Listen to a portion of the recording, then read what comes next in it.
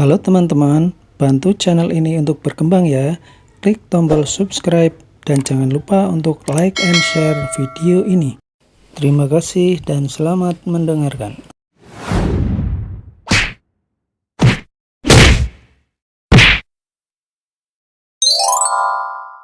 Bab 691. Identitasnya tidak sesederhana itu. Sore harinya. Setelah Valentino mengantar Angel ke tempat wawancara, dia pun berjalan-jalan di area sekitar. Dia berjalan sambil menelpon Riz. Tuan Valentino, tempat itu hanya sebuah anak perusahaan. Dengan kemampuan Nona Angel, pekerjaan di sana tidak sepadan untuknya. Begini saja, suruh Nona Angel ke kantor pusat dan aku akan langsung mengatur segalanya untuk dia. Ujar Riz dengan terus terang. Tidak perlu, bekerja di anak perusahaan saja sudah cukup.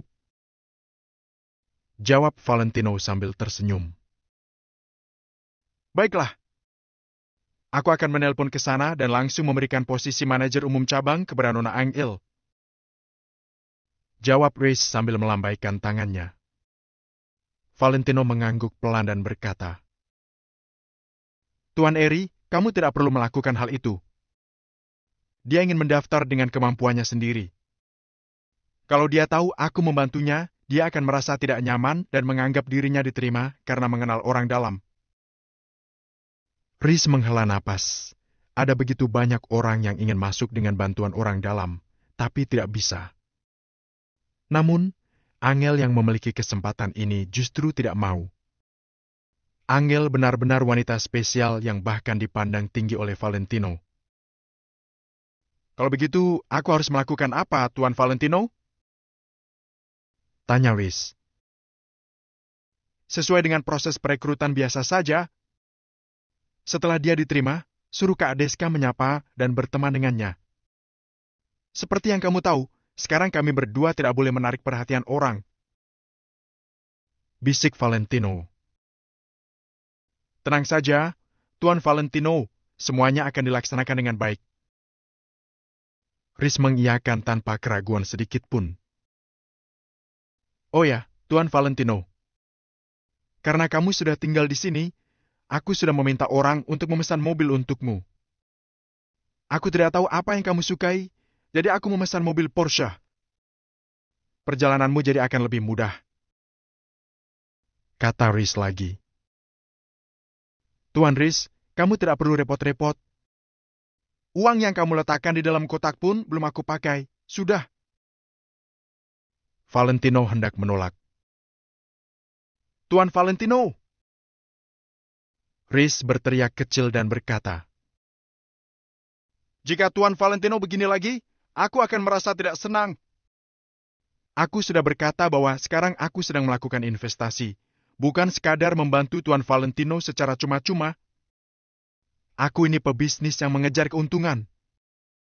Kalau aku melakukan ini, itu berarti ada sesuatu yang kubutuhkan dari Tuan Valentino. Tuan Valentino juga tidak perlu bertanya lebih jauh lagi. Aku bisa menebak beberapa isi pikiranmu, jadi aku juga tidak akan banyak bertanya. Setelah Riz mengatakan ini, dia langsung menutup mulutnya. Orang yang pintar selalu tahu kapan dia harus berhenti berbicara. Untuk sisanya, biarkan Valentino yang mengalaminya sendiri. Valentino terdiam sejenak, menggeleng lagi dan berkata, Baiklah, catat semua pengeluaranmu. Ketika aku sudah kembali, aku akan menggantinya 10 kali lipat. Haha. Baik. Sepakat. Riz tersenyum lebar. Tapi, lupakan saja soal Porsche.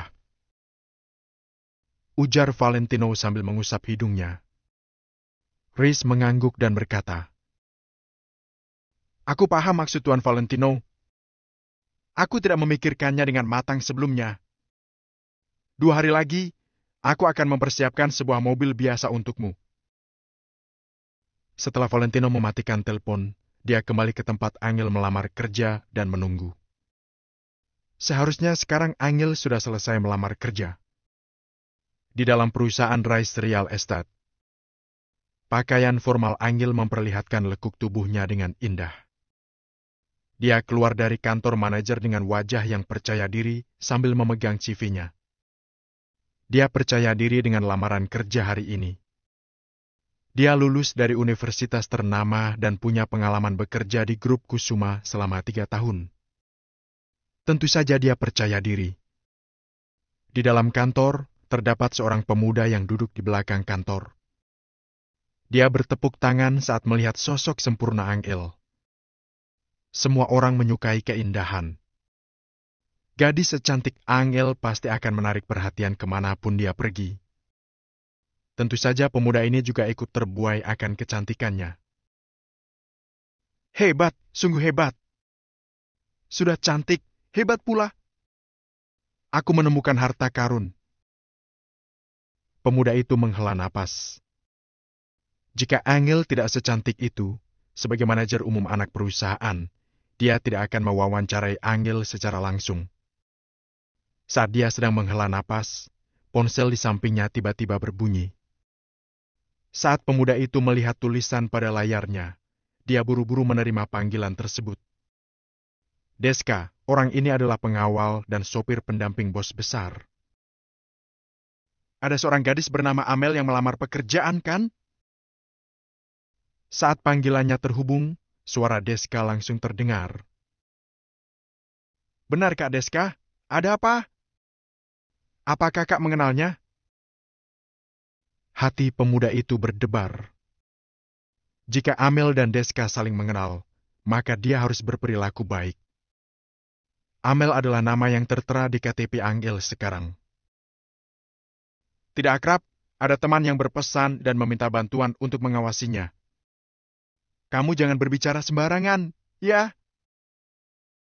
Ujar Deska sesuai dengan perintah dari Riz. Ah, begitu ya?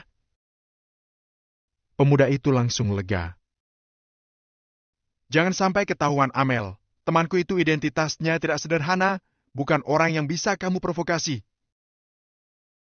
Deska terdiam sejenak, lalu memerintahkannya.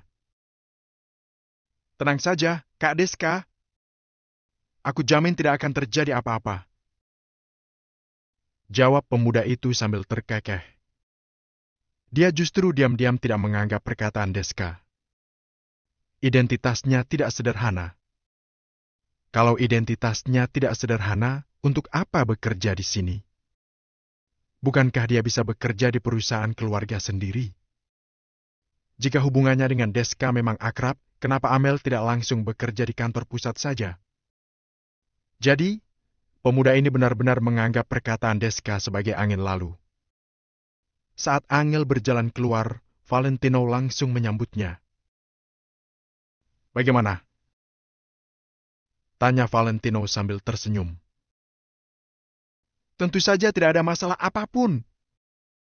Aku sudah lolos wawancaranya. Besok, aku sudah bisa mulai bekerja. Ujar Angel sambil mengepalkan tinju kecilnya dan melambaikannya di depan Valentino. Sudah kuduga, istriku memang sangat hebat. Puji Valentino dengan kagum. Tentu. Angel tersenyum bangga. Setelah itu, keduanya naik mobil pulang ke kompleks Sea Garden. 2 hari kemudian, kehidupan keduanya cukup tenang. Setiap malam pukul 12, Valentino akan terbangun tepat waktu dan merasa bimbang cukup lama di ruang tamu. Dia ingin menelpon Hendrik, tapi takut terjadi sesuatu yang tidak diduga dan berakhir mengungkap keberadaan dirinya. Namun, Valentino benar-benar tidak bisa menahan isi hatinya lagi dan langsung menelpon. Akan tetapi, 2 hari terakhir ini, ponsel Hendrik tidak dinyalakan. Di sisi lain, Angel berusaha keras untuk meraih pencapaian di perusahaan barunya agar bisa membantu Valentino ke depannya. Saat melihat Angel yang dapat menyesuaikan diri dengan baik di perusahaan baru, Valentino langsung tenang. Hari ini, Valentino mengantar Angel ke perusahaan dan pergi menemui Wiz. Dia sekarang sudah punya rencana. Semua hal ini harus dilakukan oleh orang lain. Namun, Valentino tidak memberitahu Rhys semuanya, dia memberitahu Rhys sedikit demi sedikit. Saat kepercayaannya meningkat, maka dia akan memberitahu lebih banyak lagi pada Rhys. Namun, hal-hal yang dilakukan oleh Rhys pada dasarnya adalah pertanda dan cara untuk membangun momentumnya. Keduanya berbincang cukup lama. Dalam sekejap, sore hari pun tiba. Tuan Valentino, bagaimana dengan mobil ini? Rhys membawa Valentino ke tempat parkir dan menunjuk ke sebuah mobil sambil tersenyum.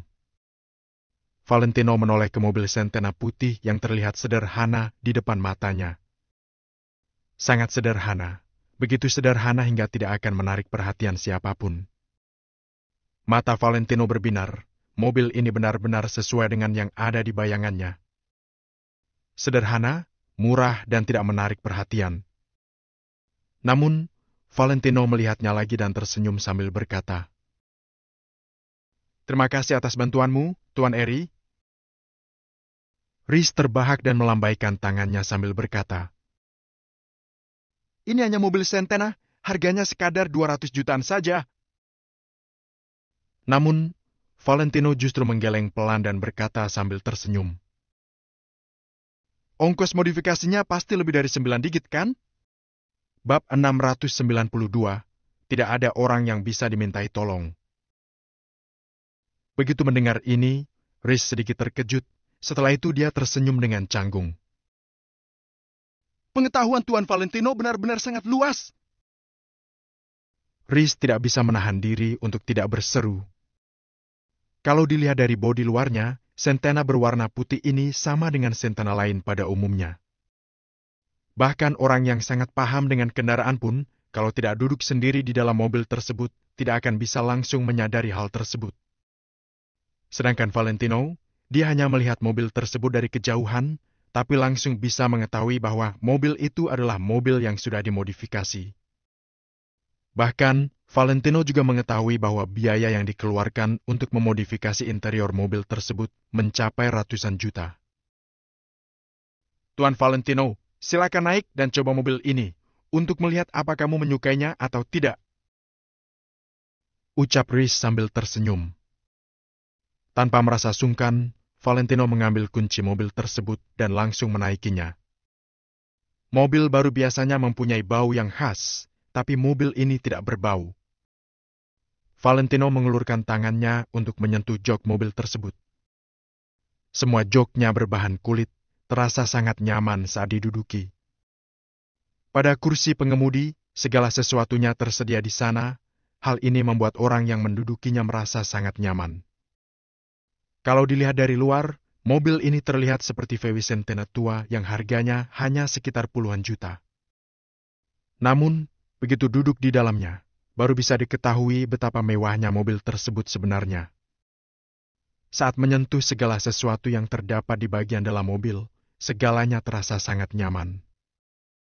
Seluruh barang yang digunakan dalam interior mobil tersebut merupakan barang-barang berkualitas tinggi. Mobil dengan interior yang begitu mewah ini pada dasarnya memiliki segalanya. Kalau membuka kotak penyimpanan yang terletak di bagian kanan mobil, kita bisa melihat sebuah kulkas kecil yang dapat menampung 2 botol minuman. Bisa dikatakan bahwa interior mobil ini benar-benar sudah berubah total. Kenyamanan yang dirasakan saat mengemudikan mobil ini sama sekali tidak kalah dengan kenyamanan yang dirasakan saat mengemudikan mobil mewah seharga miliaran. Valentino terdiam sejenak. Setelah itu, dia baru memutar kunci mobilnya untuk menyalakan mesin mobil tersebut. "Bram, Bram!" Begitu mendengar suara mesin mobil tersebut, Valentino langsung menggelengkan kepalanya. "Kenapa, Tuan Valentino? Apa kamu tidak menyukainya?" Rhys langsung berjalan mendekati Valentino dan bertanya kepadanya. "Tidak. Aku menyukainya. Hanya saja, tadi aku mengatakan kalau biaya untuk memodifikasi mobil ini mencapai ratusan juta. Ternyata aku salah. Ratusan juta hanya cukup untuk memodifikasi interior mobil ini saja. Sedangkan untuk memodifikasi secara keseluruhan paling tidak menghabiskan 6 miliar.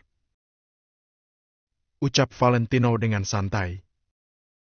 Reese terkejut lagi, dia langsung mengangguk dan berkata, "Tuan Valentino, Anda benar-benar luar biasa." Valentino hanya menggelengkan kepalanya sambil tersenyum. Hal-hal ini merupakan salah satu hal dasar yang wajib dipelajari oleh anak-anak di keluarga Wijaya. Anak-anak di keluarga Wijaya harus mempelajari segala aspek yang biasanya dipelajari oleh masyarakat kelas atas. Anak-anak Cemati selalu bermalas-malasan saat mempelajari hal-hal tersebut, tapi tidak dengan Valentino. Valentino selalu belajar dengan sungguh-sungguh. Hanya dengan mendengar suara mesin mobil itu saja, dia bisa langsung tahu bahwa mesin yang digunakan adalah mesin mobil balap. Sebagian besar mobil yang dijual di pasaran menggunakan turbin untuk meningkatkan kecepatan lajunya, tapi mobil balap sama sekali tidak memerlukan itu. Mesin mobil balap sudah mempunyai daya yang kuat, torsi yang tinggi, juga sistem penggerak yang kuat. Oleh karena itu, mesin mobil balap sama sekali tidak memerlukan fungsi tambahan semacam itu. Saat melaju dengan kecepatan tinggi, biasanya turbin akan mengalami sedikit gangguan. Valentino mencoba mengendarai mobil tersebut 1 putaran. Semakin mengendarainya, Valentino semakin menyukai mobil tersebut. Baik akselerasi maupun pengendalian mobil tersebut jauh lebih nyaman dibandingkan sebagian besar mobil balap di luaran sana. Bahkan, mobil ini juga dilengkapi dengan penggantian mode sistem. Jadi orang yang mengemudikannya bisa mengganti mode mobil ini dari normal menjadi mobil balap kapanpun dia mau. Dalam mode normal, performa mobil tersebut tidak jauh berbeda dengan mobil yang harganya sekitar 400 jutaan. Namun, begitu mode mobil balap diaktifkan, mesin injeksi yang terpasang di bagian depan dan belakang mobil tersebut dapat membuat tenaga pada sistem penggeraknya menjadi jauh lebih kuat. Hal ini menjadikan kecepatan laju mobil tersebut mengalahkan kecepatan laju mobil balap lain pada umumnya. Semua ini adalah hal-hal yang tidak mungkin dimiliki oleh Centena lain di luaran sana. Mobil ini pada dasarnya sudah bukan mobil Centena lagi, karena seluruh bagian dalamnya sudah dimodifikasi total, hanya bodi luarnya saja yang masih menggunakan bodi Centena. Harga mobil ini setidaknya mencapai 10 miliar. Ucap Valentino dengan takjub. Sebagian besar aksesoris yang terdapat di bagian dalam mobil tersebut merupakan barang-barang impor. Sekalipun punya uang, kita belum tentu bisa membelinya. Centena seharga 10 miliar ini benar-benar membuat Valentino tidak bisa berkata-kata. "Tuan Valentino, kamu bilang kamu tidak mau terlihat menonjol, jadi aku membuatkan mobil ini sesuai dengan permintaanmu." Ucap Reese sambil tersenyum. "Terima kasih," jawab Valentino sambil mengangguk. "Sama-sama. Baiklah, kalau begitu aku akan mencatat transaksi ini. Tuan Valentino berutang 10 miliar lagi padaku," ujar Reese dengan serius. "Iya, kamu catat dulu saja," jawab Valentino sambil tersenyum. Setelah itu, mereka berdua mengobrol sebentar. Beberapa saat kemudian, Valentino melihat jam. Sebentar lagi waktunya Angel pulang kerja, jadi Valentino segera bersiap untuk menjemputnya. Sebelumnya, Valentino selalu menjemput Angel dengan menaiki taksi. Hari ini, akhirnya dia bisa menjemput Angel dengan menaiki mobilnya sendiri. "Tuan Valentino, aku sudah mengerjakan hal yang kamu perintahkan. Apa rencanamu setelah ini? Dengan keadaanmu saat ini, kamu masih belum bisa mengekspos identitasmu." Sebelum Valentino pergi, Reese berkata lagi kepadanya. Valentino terdiam sejenak, setelah itu dia baru menjawab. "Untuk sekarang biarkan seperti ini dulu saja, aku akan memikirkan rencana dulu." Setelah mengatakan ini, Valentino langsung menyalakan mesin mobilnya dan melajukannya pergi. Valentino tentu saja memahami maksud perkataan Reese. Selama beberapa hari ini, Valentino terus memikirkan hal ini. Saat sedang mengumpulkan kekuatan di kota Vero, Valentino tidak bisa mengekspos dirinya. Jadi, Valentino sudah tidak bisa lagi berhubungan dengan orang-orang hebat di kota Neo. Satu-satunya hal yang bisa Valentino lakukan adalah Dia harus berada di belakang layar dan menyuruh para anak buahnya mengerjakan semuanya. Namun, saat ini Valentino hanya bisa mengandalkan Rhys seorang. Dia benar-benar kekurangan orang. Ini adalah pertama kalinya Valentino merasakan hal ini. Tidak ada orang lain lagi yang bisa membantunya. Saat menghubungi Pak Hendrik nanti, aku harus menanyakan apakah di kota Vero ada orang yang bergabung dengan asosiasi Valentino Empire atau tidak. Valentino bergumam pada dirinya sendiri sambil memegang setir kemudi dengan satu tangan. Saat ini, selain hal-hal yang diurus oleh Rhys, masih ada satu hal lagi yang harus diurus oleh Valentino. Hal itu adalah hal mendesak yang harus segera diurus. Valentino harus mengonfirmasi apakah ada orang suruhan keluarga Wijaya di kota Kamer yang berada di kota Vero. Kalau ada, Valentino harus mencari tahu siapa orang itu. Sebelum mengonfirmasi hal ini, Valentino harus selalu meningkatkan kewaspadaannya. Begitu keberadaannya diketahui oleh orang suruhan keluarga Wijaya, Valentino tidak bisa membayangkan seperti apa konsekuensi yang akan dia hadapi nantinya. Kalau ternyata keluarga Wijaya tidak mengutus siapapun untuk datang ke sini, maka Valentino bisa lebih berani dalam mengambil tindakan. Akan tetapi, Valentino tidak bisa mengerjakan semuanya seorang diri. Valentino benar-benar kesulitan kalau tidak ada orang yang bisa dia mintai tolong. Untuk saat ini, Valentino mengesampingkan pemikiran ini dulu. Dia lanjut fokus mengemudikan mobilnya menuju ke kantor Angel. Di kantor cabang Rice Real Estate. Setelah berpamitan dengan rekan-rekan kerjanya, Angel langsung berjalan menuju ke pintu keluar. Suasana di kantor selama beberapa hari ini membuat Angel merasa nyaman. Setidaknya rekan kerjanya ramah-ramah dan tidak ada yang bersikap dingin kepadanya. Selain itu, kinerja Angel juga sudah diakui oleh banyak orang. Mel, aku akan mengantarmu pulang. Tiba-tiba sebuah suara terdengar dari arah belakang. Namun, Angel seolah tidak mendengarnya. Dia hanya terus berjalan ke arah pintu. Mel? Suara orang yang sama kembali terdengar. Setelah mendengar suara ini, Angel baru menanggapinya. Dia langsung berbalik badan dengan cepat. Saat ini, Angel masih belum terbiasa dengan nama barunya. Pak Adit memanggilku. Tanya Angel sambil tersenyum. Angel masih tetap berdiri di tempatnya dan tidak berjalan menghampiri orang yang memanggilnya. Seorang pemuda yang memiliki penampilan luar biasa dan memakai pakaian merek ternama berjalan mendekati Angel. Pemuda itu adalah Adit Winarto, manajer umum di kantor cabang Rice Real Estate. Saat melihat kemunculan Adit, mata para karyawan wanita yang berada di sana langsung berbinar-binar. Adit mempunyai wajah yang sangat tampan, dia bahkan setampan artis-artis yang sering muncul di televisi. Selain kaya raya, Adit juga merupakan orang yang serba bisa. Yang paling penting, Adit masih lajang. Dia merupakan pria idaman para karyawan wanita. Sambil menatap Angel lekat-lekat, Adit tersenyum dan berkata dengan lembut. Mel, jadi begini. Bab 693, Sentena seharga 10 miliar. Pak Adit, tolong panggil namaku dengan lengkap, terima kasih.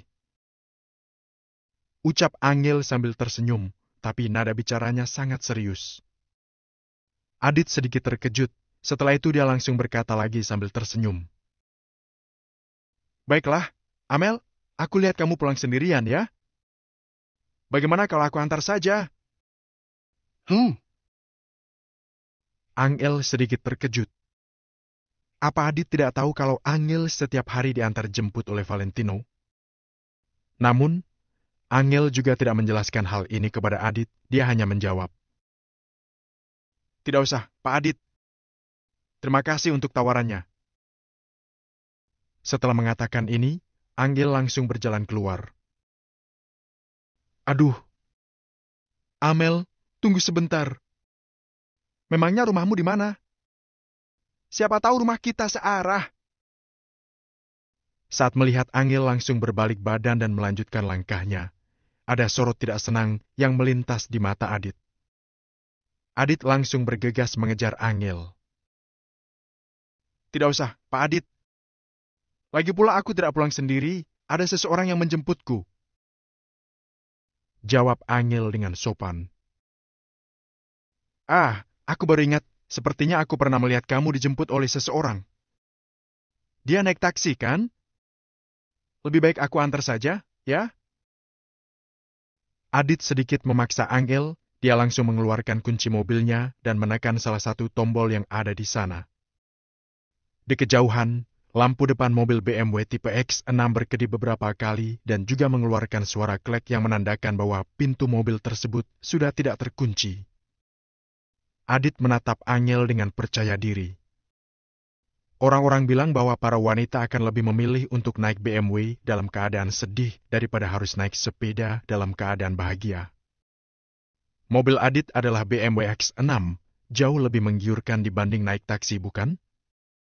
Namun, Angel bahkan sama sekali tidak menengok ke arah mobil Adit, dia hanya berdiri di tempatnya dengan tenang untuk menunggu jemputannya. Di kejauhan, ada sebuah mobil Sentena putih yang sedang melaju dengan perlahan. Orang yang mengendarai mobil tersebut sedang menatap ke arah Angel dan Adit. Kedua orang itu sama sekali tidak menyadari keberadaan mobil tersebut. Lagi pula, itu hanyalah sebuah VW Sentena yang sama sekali tidak menarik perhatian. Amel, tolong biarkan aku mengantarmu pulang. Lagi pula aku sedang senggang. Aku sama sekali tidak keberatan untuk mengantarmu. Adit masih belum mau menyerah. Dia terus memaksa Angel. Tidak usah, Pak Adit. Kamu benar-benar tidak perlu mengantarku. Terima kasih. Angel sedikit berjalan ke samping. Setelah itu dia menjulurkan kepalanya untuk melihat ke kejauhan. Biasanya Valentino selalu tepat waktu. Tapi kenapa sekarang dia belum datang? Hei, ayo pulang denganku saja.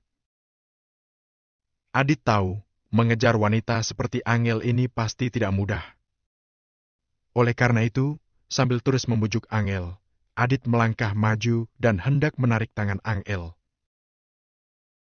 Kalau kamu menyentuhnya, aku akan memotong tanganmu.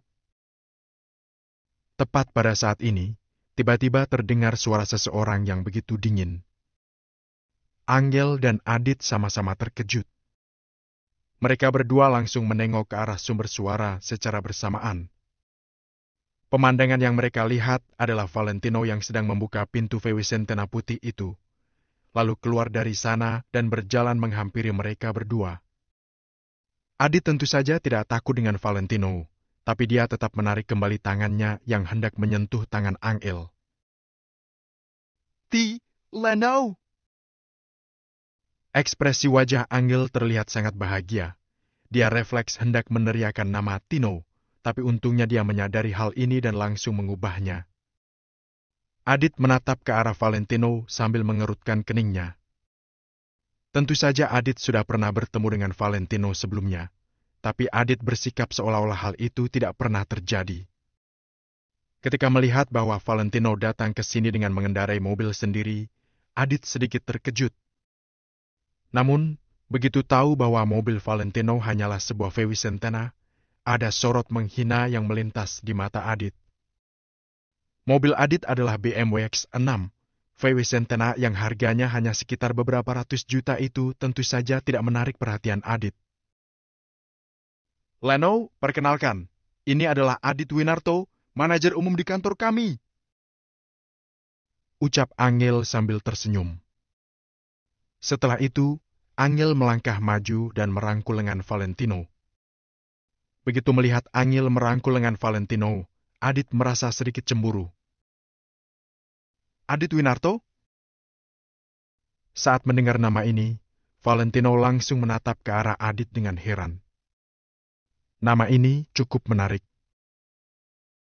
Amel, dia siapa? Setelah berdeham beberapa kali, Adit baru menanyakan ini. Valentino terdiam sejenak, setelah itu dia baru menjawab. Aku adalah adik. Dia adalah suamiku, namanya Leno. Sebelum Valentino menyelesaikan perkataannya, Angel langsung menyelanya. Saat mengatakan kalimat ini, ekspresi wajah Angel terlihat sangat percaya diri, seolah-olah dia merasa sangat bangga menjadi istri Valentino. Begitu mendengar perkataan Angel barusan, ekspresi wajah Adit langsung menjadi sedikit muram. Ternyata pemuda ini adalah pacar Angel. Pantas saja dia selalu mengantar jemput Angel setiap hari. Haha, Amel, pacar, dan suami itu adalah dua hal yang berbeda. Kalau kalian belum menikah, kamu belum bisa menyebut dia sebagai suamimu. Ucap Adit sambil tersenyum penuh arti. Angel terlalu malas untuk memberikan penjelasan kepada Adit.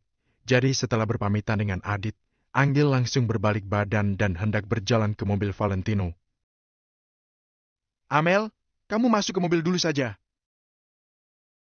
Ucap Valentino sambil menepuk-nepuk pundak Angel. Angel mengangguk dan menuruti perkataan Valentino. Dia langsung berjalan ke mobil Valentino, lalu duduk di kursi penumpang bagian depan. Sedangkan Valentino, dia berbalik perlahan, kemudian melangkah maju sambil menatap Adit lekat-lekat. Adit sama sekali tidak takut kepada Valentino. Dia memutar-mutar kunci mobil di tangannya sambil menunjukkan sikap arogan. Jangan coba-coba mendekatinya. Kalau kamu berani melakukan itu, kamu akan menyesal. Ucap Valentino sambil sedikit menyipitkan matanya. Setelah melontarkan kalimat itu, Valentino masuk ke dalam mobilnya dan langsung melajukan mobil itu pergi dari sana. Sedangkan Adit masih tertegun di tempatnya selama beberapa detik. Setelah itu, dia langsung menggaruk bagian belakang kepalanya dengan kasar sambil menendang pot bunga di sebelahnya. Seorang manajer umum di sebuah perusahaan besar diancam oleh seorang pemuda yang hanya mengendarai sebuah VW Centena tua.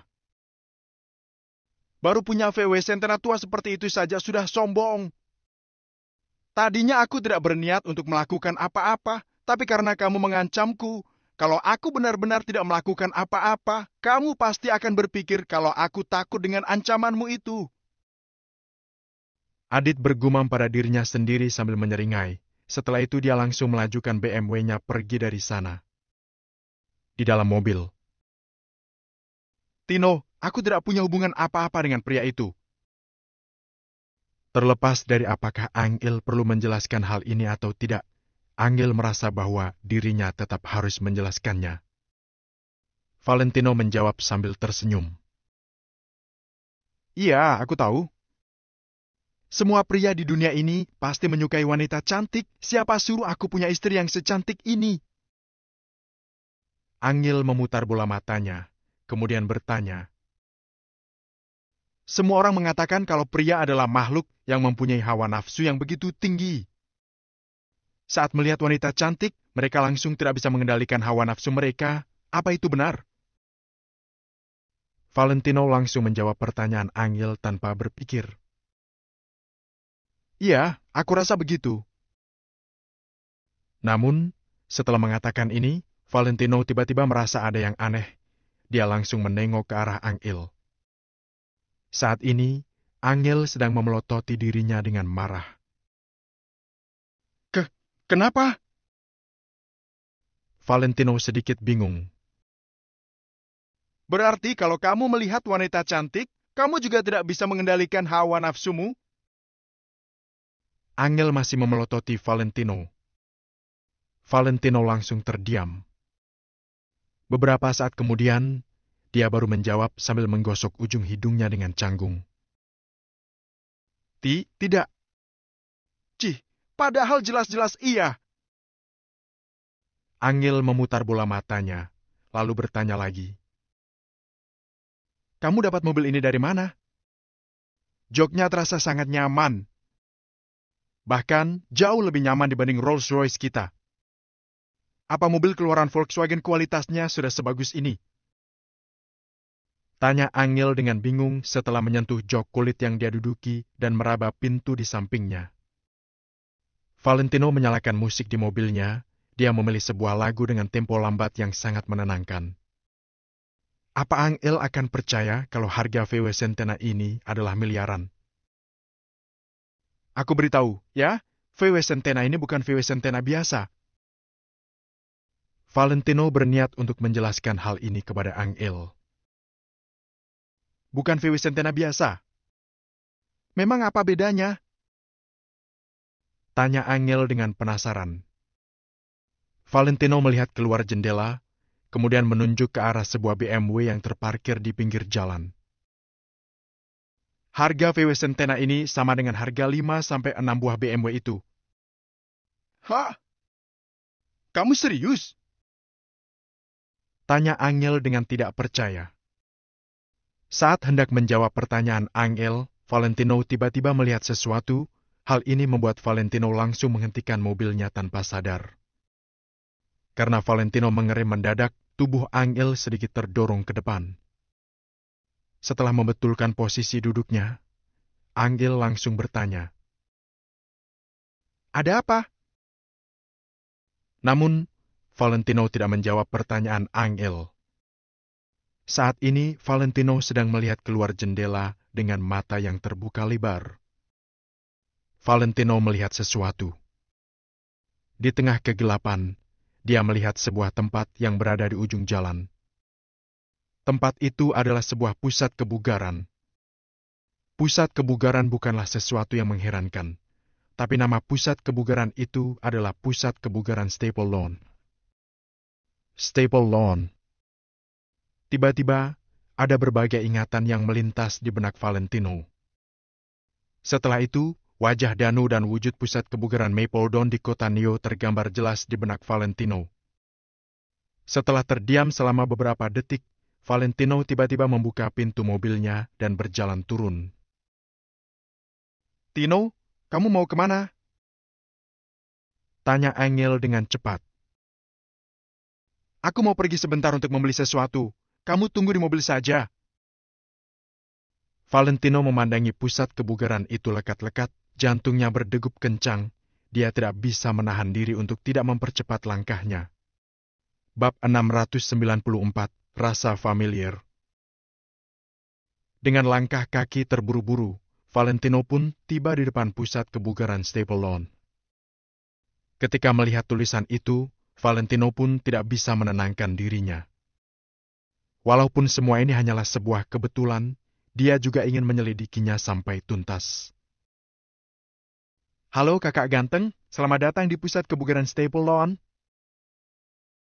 Sapa resepsionis yang berdiri di depan pintu dengan senyum sopan. Valentino mengangguk ringan, kemudian bergegas masuk ke dalam pusat kebugaran. Staf segera menghampiri Valentino begitu dia masuk ke dalam.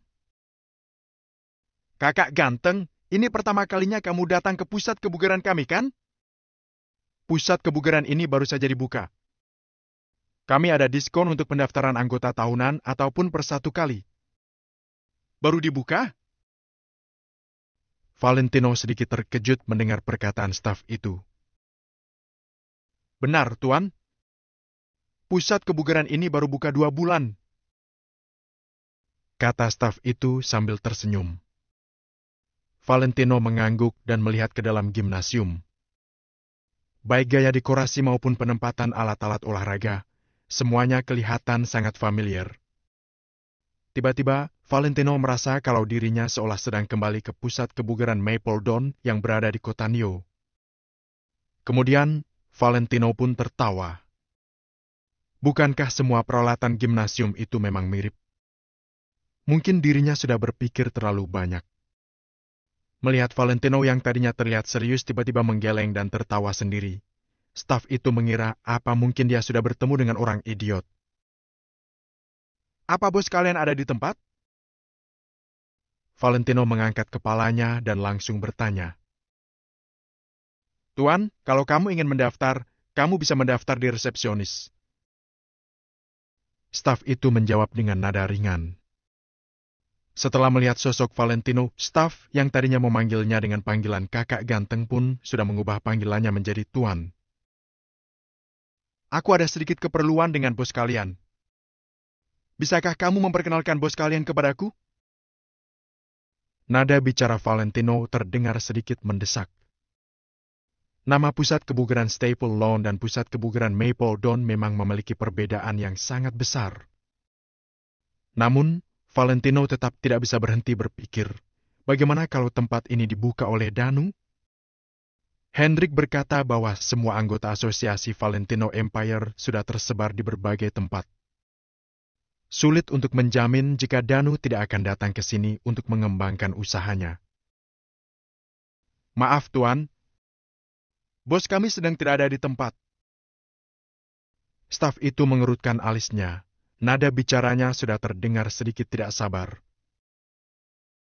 Kalau begitu, apa kamu punya nomor telepon bos kamu? Kalau ada, aku harap kamu bisa memberitahuku. Terima kasih. Nada bicara Valentino sangat sopan. Maaf, aku tidak punya. Staf itu sudah sepenuhnya kehilangan kesabaran. Kalau begitu, kapan bos kalian akan datang ke sini? Tanya Valentino yang masih belum ingin menyerah. Sebelum bertemu dengan bos dari pusat kebugaran Staple Lawn, Valentino belum bisa memastikan dugaannya. Tidak tahu. Bos kami sangat sibuk, dia akan datang memantau sewaktu-waktu. Jawab staf itu. Valentino merasa bimbang, dia lalu memutuskan untuk meninggalkan tempat itu. Sebab, saat ini, Angel masih sedang menunggunya di luar. Valentino juga tidak menanyakan nama bos tempat itu. Terlepas dari apakah staf ini akan memberitahunya atau tidak, saat ini, Valentino sendiri juga sudah mengubah namanya. Sulit untuk menjamin bahwa Danu tidak akan melakukan hal yang sama. Jadi, bertanya juga percuma. Tuan, apa ada yang bisa kubantu? Tepat pada saat itu, seorang gadis berperawakan tinggi yang berada di meja resepsionis menyadari percakapan antara Valentino dengan staf itu. Dia pun berjalan mendekati mereka. Kak Wina, dia mau mencari bos, tapi dia tidak mengatakan alasannya. Staf tadi segera menjawab dengan hormat. Kelihatannya, posisi Kak Wina di pusat kebugaran ini seharusnya tidak rendah. Kak Wina sedikit kaget ketika melirik sosok Valentino. Dia tiba-tiba teringat pesan bos padanya sebelumnya. Tuan, siapa namamu? Tanya Kak Wina dengan sopan. Leno. Valentino ragu sejenak, lalu memutuskan untuk tidak memberitahu nama aslinya. Oh, balas Kak Wina. Kemudian, dia lanjut berucap. Saat ini, bos kami sedang tidak ada di tempat. Coba kamu datang lagi lain hari. Baiklah, terima kasih. Valentino mengangguk kemudian berjalan keluar. Setelah melihat Valentino berjalan keluar, staf itu langsung mencibir. Kak Wina, orang itu pasti bukan datang untuk olahraga. Untuk apa kamu berbicara panjang lebar dengan dia? Buang-buang waktu saja. Si staf merasa sedikit bingung. Kak Wina hanya melirik staf itu sekilas. Dia menggeleng lalu kembali ke bar. Tentu saja, dia tidak akan memberitahu orang lain mengenai hal yang dipesankan bos kepadanya. Tak sampai 10 menit setelah Valentino meninggalkan tempat itu, sebuah mobil sedan berhenti di luar pintu pusat kebugaran. Seorang pemuda berotot menuruni mobil. Dia berjalan masuk dengan wajah tanpa ekspresi, tapi alisnya berkerut seperti orang yang punya banyak beban pikiran. Presdir Danu. Kak Wina segera menyapa. Seluruh anggota staf di gimnasium juga menyapa pemuda itu. Mereka sudah terbiasa melihat raut wajah pemuda yang mengerutkan alis seolah mempunyai banyak beban pikiran itu. Dalam kurun waktu 2 bulan mereka bekerja di sana, mereka hanya pernah bertemu dengan bos beberapa kali saja. Setiap kali bos datang berkunjung, dia selalu menunjukkan ekspresi ini. Tak sedikit orang curiga bahwa Presdir Danu mengidap kelumpuhan wajah. Pemuda itu hanya menyahut pendek dan langsung berjalan menuju ruang kerjanya. Presdir Danu, tadi ada orang yang datang mencarimu. Setelah berpikir sejenak, Kak Wina memutuskan untuk memberitahu Danu. Ketika mendengar perkataan Kak Wina, langkah kaki pemuda itu pun langsung berhenti. Dia tiba-tiba membalikkan badan dan bergegas ke sisi Kak Wina. Pada saat ini, raut wajah pemuda itu penuh dengan penantian, bahkan juga tersirat sedikit rasa gugup dan gelisah. Alhasil, semua anggota staf pun tampak tercengang. Wajah pemuda itu menjadi sangat berbeda dengan ekspresi mengerutkan alis seperti biasanya. Ternyata Prasdir Danu tidak mengidap kelumpuhan wajah, ya. Siapa yang mencari aku? Siapa namanya? Tanya pemuda itu dengan tidak sabar. Namanya Lei. Baru saja Kak Wina mengatakan kata itu, si pemuda pun langsung melebarkan matanya. Kemudian, dia spontan meraih lengan Kak Wina dan bertanya, Lei? Lei apa? Kalau tidak salah, namanya Leno. Kak Wina tertegun sejenak, lalu segera menjawab. Setelah mendengar nama yang diucapkan Kak Wina, ekspresi wajah pemuda itu berubah menjadi sedikit muram. Dia pelan-pelan melepaskan lengan Kak Wina dan lanjut bertanya. Kenapa dia mencariku? Di mana dia sekarang? Dia tidak mengatakan apa-apa. Sepertinya orang itu terlihat seperti orang gila. Dia sudah pergi sekarang. Di saat itu, staf yang berbicara dengan Valentino tadi berjalan ke arah mereka dan menjawab pertanyaan pemuda itu. Ini bukan urusanmu. Jangan banyak bicara dan kembali bekerja sana. Kata pemuda itu dengan nada yang tegas. Staf itu pun terkejut. Dia hanya bisa tersenyum canggung, lalu segera menjauh. Pemuda itu melirik staf tadi dan menggerakkan mulutnya hendak berbicara, tapi dia mengurungkan niatnya.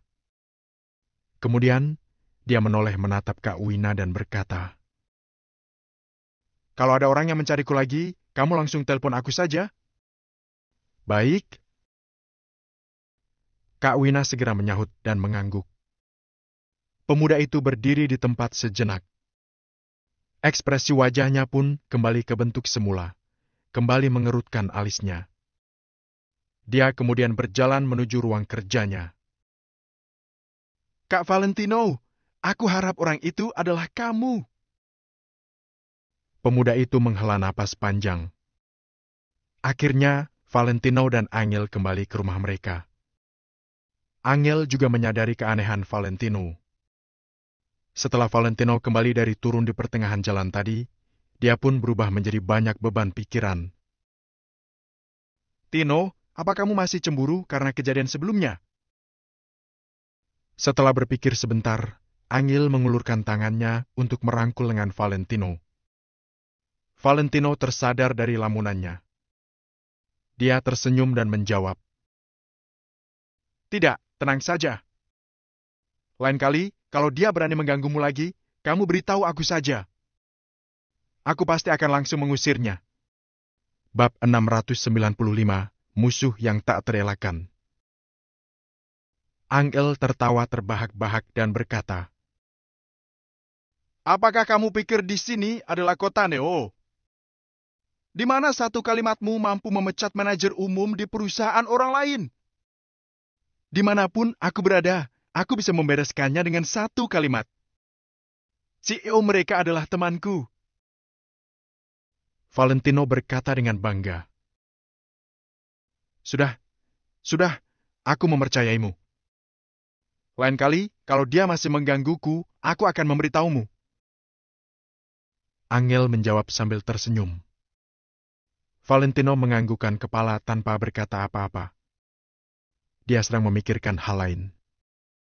Kalau pusat kebugaran Staple Lawn bukanlah milik Danu, Valentino akan melupakannya. Namun, kalau pusat kebugaran tersebut adalah milik Danu, maka Valentino akan mendapatkan bantuan yang besar. Valentino tidak akan 100% mempercayai Reese. Namun, Valentino mempercayai Danu seutuhnya. Yang paling penting, kalau bisa bertemu kembali dengan Danu, maka ada yang bisa melaksanakan banyaknya rencana yang telah dibuat oleh Valentino. Gambaran umum mengenai masalah kota Neo dan kondisi anggota asosiasi Valentino Empire juga bisa diketahui. Oleh sebab itu, pusat kebugaran Staple Lawn sangat penting. Besok dia harus pergi mengunjunginya lagi. Keesokan harinya, Valentino mengendarai Centena dan mengantar Angel ke kantor. Saat berada di jalan, Valentino sempat melirik ke arah pusat kebugaran Staple Lawn. Pada pagi hari, orang yang berada di pusat kebugaran lebih sedikit dan tampak relatif sepi. Namun, pusat kebugaran tetap beroperasi seperti biasa. Setelah mengantar Angel, Valentino kembali ke jalan yang sama dan beranjak menuju pusat kebugaran Staple Lawn. Pusat kebugaran ini tidak jauh dari kantor Angel, hanya sekitar 2 kilometer.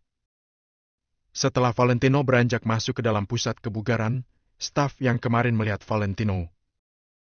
Namun, kali ini staf itu bahkan tidak menyambutnya. Saat ini, Kak Wina juga tidak berada di dalam bar. Di pagi hari, tidak banyak orang yang berlatih di pusat kebugaran. Hanya ada 7 hingga 8 pria dan wanita di situ. Halo, apakah bos kalian ada di tempat? Valentino melihat ke sekeliling dan bertanya kepada staf itu dengan lembut. Tidak ada. Staf itu menjawab tanpa ragu-ragu. Valentino terdiam sejenak, lalu menoleh dan menatap ruangan yang berada tidak jauh dari sana. Dia ingin melihatnya sendiri. Terlepas dari apakah Danu yang membuka pusat kebugaran ini, Valentino ingin membuktikannya sendiri. Wah, kamu juga suka berolahraga. Di saat bersamaan, terdengar suara yang bernada mengejek. Valentino mengerutkan alis dan menatap ke arah datangnya suara itu. Orang yang paling tidak ingin ditemui malah muncul. Suara tadi ternyata adalah suara Adit. Saat ini Adit mengenakan kaos berwarna abu-abu. Dia sedang memegang dumbbell dan mengangkatnya naik turun. Tubuhnya terlihat kekar, dia pasti sering berolahraga. Adit menatap Valentino dengan wajah menantang. Valentino melirik Adit dengan sinis, lalu mengalihkan pandangannya. Dia tidak ingin berurusan dengan Adit. Jangan buru-buru pergi. Memangnya kamu datang ke pusat kebugaran hanya untuk melihat-lihat? Adit meletakkan dumbbell yang dipegangnya secara perlahan. Setiap hari sebelum bekerja, Adit akan berolahraga di sini selama 1 jam. Tidak disangka, hari ini dia malah bertemu dengan Valentino. Aku mencari orang. Valentino menjawab sambil mengusap hidungnya. Astaga, aku sudah bilang bos kami tidak berada di tempat. Tuan, kenapa kamu tidak mengerti juga? Selain itu, kamu juga harus tahu walaupun bos kami berada di tempat, tidak semua orang bisa menemuinya dengan sesuka hati. Staf itu mengerutkan alis dan berjalan menghampiri. Staf itu menganggukkan kepala kepada Adit, lalu menatap Valentino sambil mengerutkan alisnya. Sekarang, staf itu sudah kehilangan kesabaran. Valentino berpikir selama beberapa detik, lalu berkata, "Kalau begitu, tolong telepon bosmu. Aku ingin membeli pusat kebugaran ini." Valentino tidak main-main dengan ucapannya ini. Walaupun demi nama Staple Lawn sendiri, Valentino memang ingin membelinya. Begitu Valentino berbicara, staf itu langsung menutup mulutnya. Beberapa pelanggan di pusat kebugaran juga menatap Valentino dengan ekspresi heran. Apakah bocah ini sudah gila? Pusat kebugaran ini beroperasi dengan baik-baik saja, tapi begitu datang, kamu langsung mau membelinya? Bercanda pun tidak bisa keterlaluan begini. Tuan, jangan membuat onar. Staf itu sedikit terkejut. Aku serius. Aku ingin berdiskusi dengan bos kalian untuk membeli pusat kebugaran ini. Valentino menjawab dengan datar. Setelah mendengar konfirmasi Valentino, untuk sementara waktu, staf itu tidak menemukan kata yang tepat untuk menjawabnya. Pusat kebugaran Staple Lawn adalah pusat kebugaran kelas atas. Tidak peduli kualitas peralatan maupun dekorasi, semuanya bermutu dan berkualitas tinggi. Ditambah dengan area yang sangat luas, harganya tidaklah murah. Dengar-dengar, harga sewa tempat ini lebih dari 4 miliar setahun.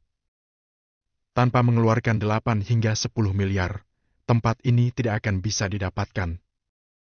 Kalau Valentino memang memiliki kemampuan seperti itu, staf ini tidak akan berani menyinggungnya. Leno, jangan membual terus. Dengan apa kamu akan membeli pusat kebugaran ini? Dengan menggunakan Centena seharga 200 jutaan? Hei. Adit mencibir sambil mengambil botol kocok yang ada di sampingnya, lalu menuangkan bubuk protein ke dalamnya. Staf itu sedikit kebingungan. Dia tidak tahu harus menjawab apa. Kak Adit, apa maksudmu? Tanya petugas itu dengan ragu-ragu. Adit mengocok botolnya dan berkata sambil tersenyum dingin. Kamu belum tahu, ya? Bocah ini adalah orang gila. Dia hanya mengendarai VW Centena seharga 200 jutaan. Dengan kemampuannya, dia ingin membeli pusat kebugaran senilai miliaran ini. Dia sedang mengolok-olok dirimu. Adit tersenyum sinis. Hatinya terasa sangat bahagia. Leno, dengan mengandalkan kemampuanmu, kamu ingin melawanku. Adit, aku bisa saja membunuhmu dengan mudah. Wanita sehebat Amel tidak pantas dimiliki oleh pria yang hanya mengendarai Centena sepertimu. Begitu mendengar ucapan Adit, staf itu juga tersenyum. Dia pun tahu bahwa Valentino hanyalah seorang pecundang. Kemarin, Valentino datang. Tanpa basa-basi sedikit pun, dia langsung mengatakan ingin bertemu bos. Awalnya, staf itu ingin menawarkan kartu tahunan agar dirinya bisa mendapatkan komisi. Namun, karena tidak menemukan bos, Valentino berbalik dan pergi begitu saja. Hari ini, begitu datang, Valentino tetap mengatakan ingin menemui bos tanpa basa-basi sedikit pun. Staf itu sudah mengatakan kepada Valentino dengan jelas kalau bosnya tidak akan sembarangan menemui orang. Namun, Valentino malah langsung mau membeli pusat kebugaran ini. Terserah kalau kamu ingin mengatakan bahwa kamu memiliki uang sebanyak itu. Namun, kamu hanya mengendarai Centena seharga 200 jutaan. Dari mana kamu mendapatkan kepercayaan diri untuk berbicara seperti itu? Tuan, jangan ribut lagi. Pusat kebugaran Staple Lawn bukan tempat di mana orang bisa sembarangan membuat onar. Kata staf itu dengan ekspresi dingin. Semakin memikirkannya, semakin kesal pula dirinya. Hei, cepat usir dia. Mengganggu suasana hatiku yang sedang berolahraga saja. Adit meneguk minuman penambah protein, lalu menyeka mulutnya dan mencibir. Kamu bisa mengusirku? Valentino melirik Adit dan berkata dengan tenang. Hei. Adit tersenyum dingin, lalu meletakkan botolnya dengan perlahan. Leno, memangnya kamu siapa? Beraninya berbicara seperti itu di hadapanku. Aku mengendarai BMW X6. Yang aku minum adalah bubuk protein pembentuk otot asli yang diimpor. Harga 10 kaleng saja sudah setara dengan harga Centena milikmu. Mengerti? Jadi orang harus tahu diri. Aku tidak hanya bisa mengusirmu dari gerbang kantor.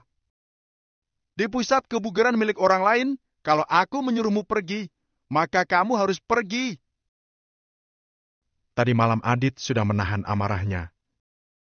Akhirnya, sekarang dia bisa melampiaskannya. Adit memarahi Valentino sambil menunjuk dan menggoyangkan lengannya yang kekar. Tuan, Kak Adit adalah anggota VIP di pusat kebugaran kami. Beliau memegang kartu tahunan selama 5 tahun. Aku harus mendengarkan Kak Adit. Staf itu ikut membantu. Bab 696, membual. Mendengar hal ini, Adit tampak semakin angkuh dan meremehkan Valentino. Jika kamu hebat, kamu juga harus memiliki kartu keanggotaan 5 tahun dan menunjukkannya. Jangankan anggota staf biasa, bahkan jika bos pusat kebugaran Staple Lawn ada di sini, dia pasti akan menghormati dirinya. Karena dia memiliki kartu keanggotaan 5 tahun di sini, maka identitasnya tidak bisa dibandingkan dengan Valentino yang bukan anggota. Lagi pula, di dunia ini sama sekali tidak ada orang kaya yang bodoh dan tidak berguna. Valentino menggelengkan kepalanya, menghela napas dan berkata, "Aku tidak ingin membuat masalah. Aku hanya ingin bertemu bos kalian. Maaf, saya tidak bisa mengurus hal itu." Staf itu menjawab tanpa ragu, "Tunggu sebentar." Adit tersenyum dan melambaikan tangannya untuk menghentikan staf itu. "Ada apa, Kak Adit?" Saat menghadapi Adit, staf itu segera mengubah sikapnya. "Biarkan dia masuk. Jika dia bisa melakukan bench press dan memecahkan rekorku, aku akan membantunya bertemu bosmu." Adit menunjuk ke peralatan olahraga di sebelahnya dan berkata sambil mencibir. Meskipun dia tidak mengenal pemilik pusat kebugaran Staple Lawn, sebagai anggota senior, dia bisa meminta staf memperkenalkannya. Para staf tidak akan menolaknya, bukan? Yang paling penting adalah menganiaya tubuh kurus Valentino, hehe. Benar saja, staf segera mengangguk dan menyetujuinya. Saat mendengar hal ini, pria dan wanita yang sedang berolahraga berkumpul satu demi satu. Orang-orang di lingkup olahraga sangat memperhatikan hal ini. Sekarang Valentino dan Adit bertaruh, itu membuat semua orang sangat tertarik. "Baiklah, Tuan, karena Anda bersikeras untuk menemui bos kami, maka lakukan apa yang dikatakan Kak Adit. Jika Anda bisa melakukannya, aku akan membantu Anda menelpon bos. Bos kami sendiri juga sangat menyukai olahraga, jadi dia akan memiliki kesan yang baik pada anggota yang kuat." Staf itu mencibir. Valentino melihat peralatan bench press di sebelah Adit, lalu memikirkannya sejenak dan langsung berjalan ke arah bench press itu. Namun, sebelum Valentino berbaring, Adit mengulurkan tangan untuk menghentikan Valentino. "Apa? Kamu pikir aku ingin membantumu dengan gratis? Jika kamu bisa melakukannya, aku akan membantumu. Jika kamu tidak bisa melakukannya, apa kamu bisa pergi begitu saja? Tidak ada yang namanya makan siang gratis." Ucap Adit sambil tersenyum dan memandang Valentino. "Bicaralah," kata Valentino dengan santai. "Jika kamu bisa memecahkan rekorku, aku akan membantumu bertemu bos mereka. Namun, jika kamu tidak bisa memecahkan rekorku, kamu harus pergi ke pintu perusahaan kami dan berteriak 3 kali bahwa kamu adalah pecundang." Ada sedikit tatapan sinis di mata Adit. Sebelum Valentino sempat berbicara, dia melanjutkan. "Apa kamu berani? Berapa rekormu?" Tanya Valentino dengan tenang. "Kenapa? Kamu takut? Kalau kamu takut, menyerah saja." Adit terkekeh. "Rekor bench press ke Adit adalah 100 kilogram. Staf menatap Valentino yang ada di dekatnya dengan serius. "Wow, pria tampan ini sangat hebat," teriak seorang gadis yang suka berolahraga. Bahkan beberapa anak muda di dekatnya juga sontak menatapnya dengan kagum. "Dia adalah pria yang hebat. Luar biasa. Aku pernah melihat rekor tertinggi bench press adalah 80 kilogram dan itu sudah yang terbaik pada saat itu. Rekor bench press 100 kilogram tentu saja tidak bisa mereka capai. Dimanapun mereka pergi, orang yang mencapai rekor tersebut akan menjadi dewa olahraga yang dikenal sebagai Titan Otot." Mendengarkan pujian dari pelanggan olahraga di sekitarnya, Adit bahkan menjadi lebih bangga. Dia bekerja sangat keras untuk tetap bugar hanya demi memiliki bentuk tubuh yang bagus dan menarik perhatian para gadis. Sekarang dia dipuji oleh beberapa gadis yang suka olahraga di sebelahnya. Tentu saja dia tidak bisa menahan perasaan gembira di hatinya. 100 kilogram? Itu rekor yang kecil. Ototmu ini dibentuk dengan meminum susu pembentuk otot, kan? Tiba-tiba, Valentino berkata dengan santai. Kata-katanya itu langsung menghentikan pujian orang-orang di sekitarnya. Kesombongan di wajah Adit langsung menghilang dalam sekejap. 100 kilogram. Hanya, setelah tersadar, semua orang berpikir bahwa Valentino ini tidak terlalu berotot, tetapi sangat sombong. Dengan tubuh kurus seperti ini, mungkin dia bahkan tidak bisa menahan bench press seberat 40 kilogram. Akan tetapi dia sangat sombong. Namun, Valentino sudah berbaring di bangku bench press sebelum mereka sempat berbicara. Ingat apa yang kamu katakan? Valentino melirik Adit, lalu menoleh untuk melihat Staff. Tambah bebannya.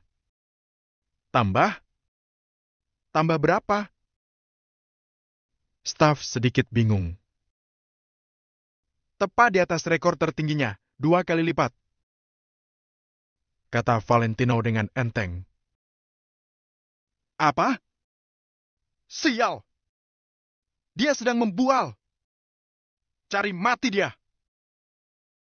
Rekor tertinggi Adit adalah 100 kilogram. Bukankah 2 kali lipat dari rekornya adalah 200 kilogram? Pria ini hanya membual. 200 kilogram sudah melebihi rekor seluruh anggota olahraga, kan?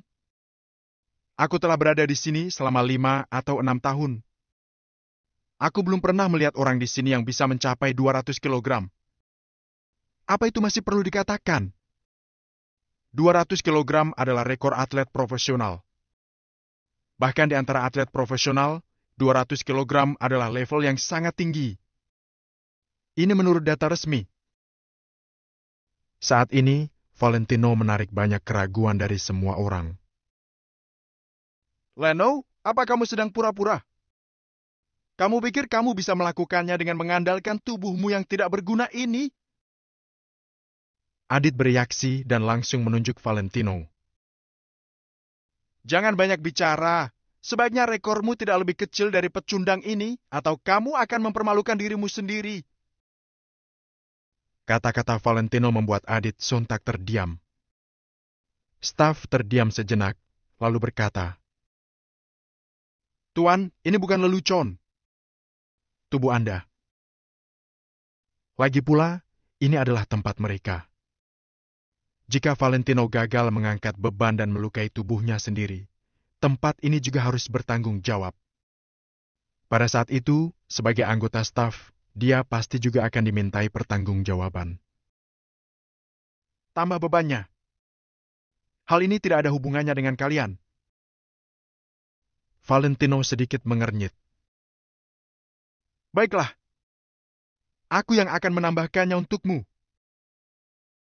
Adit langsung bertindak sendiri, mengambil dumbbell dan memasangnya di tuas. Tidak lama kemudian, bench press seberat 200 kg sudah terpasang. Lebih dari 10 pria dan wanita, termasuk Adit dan anggota staf, berkumpul untuk menonton.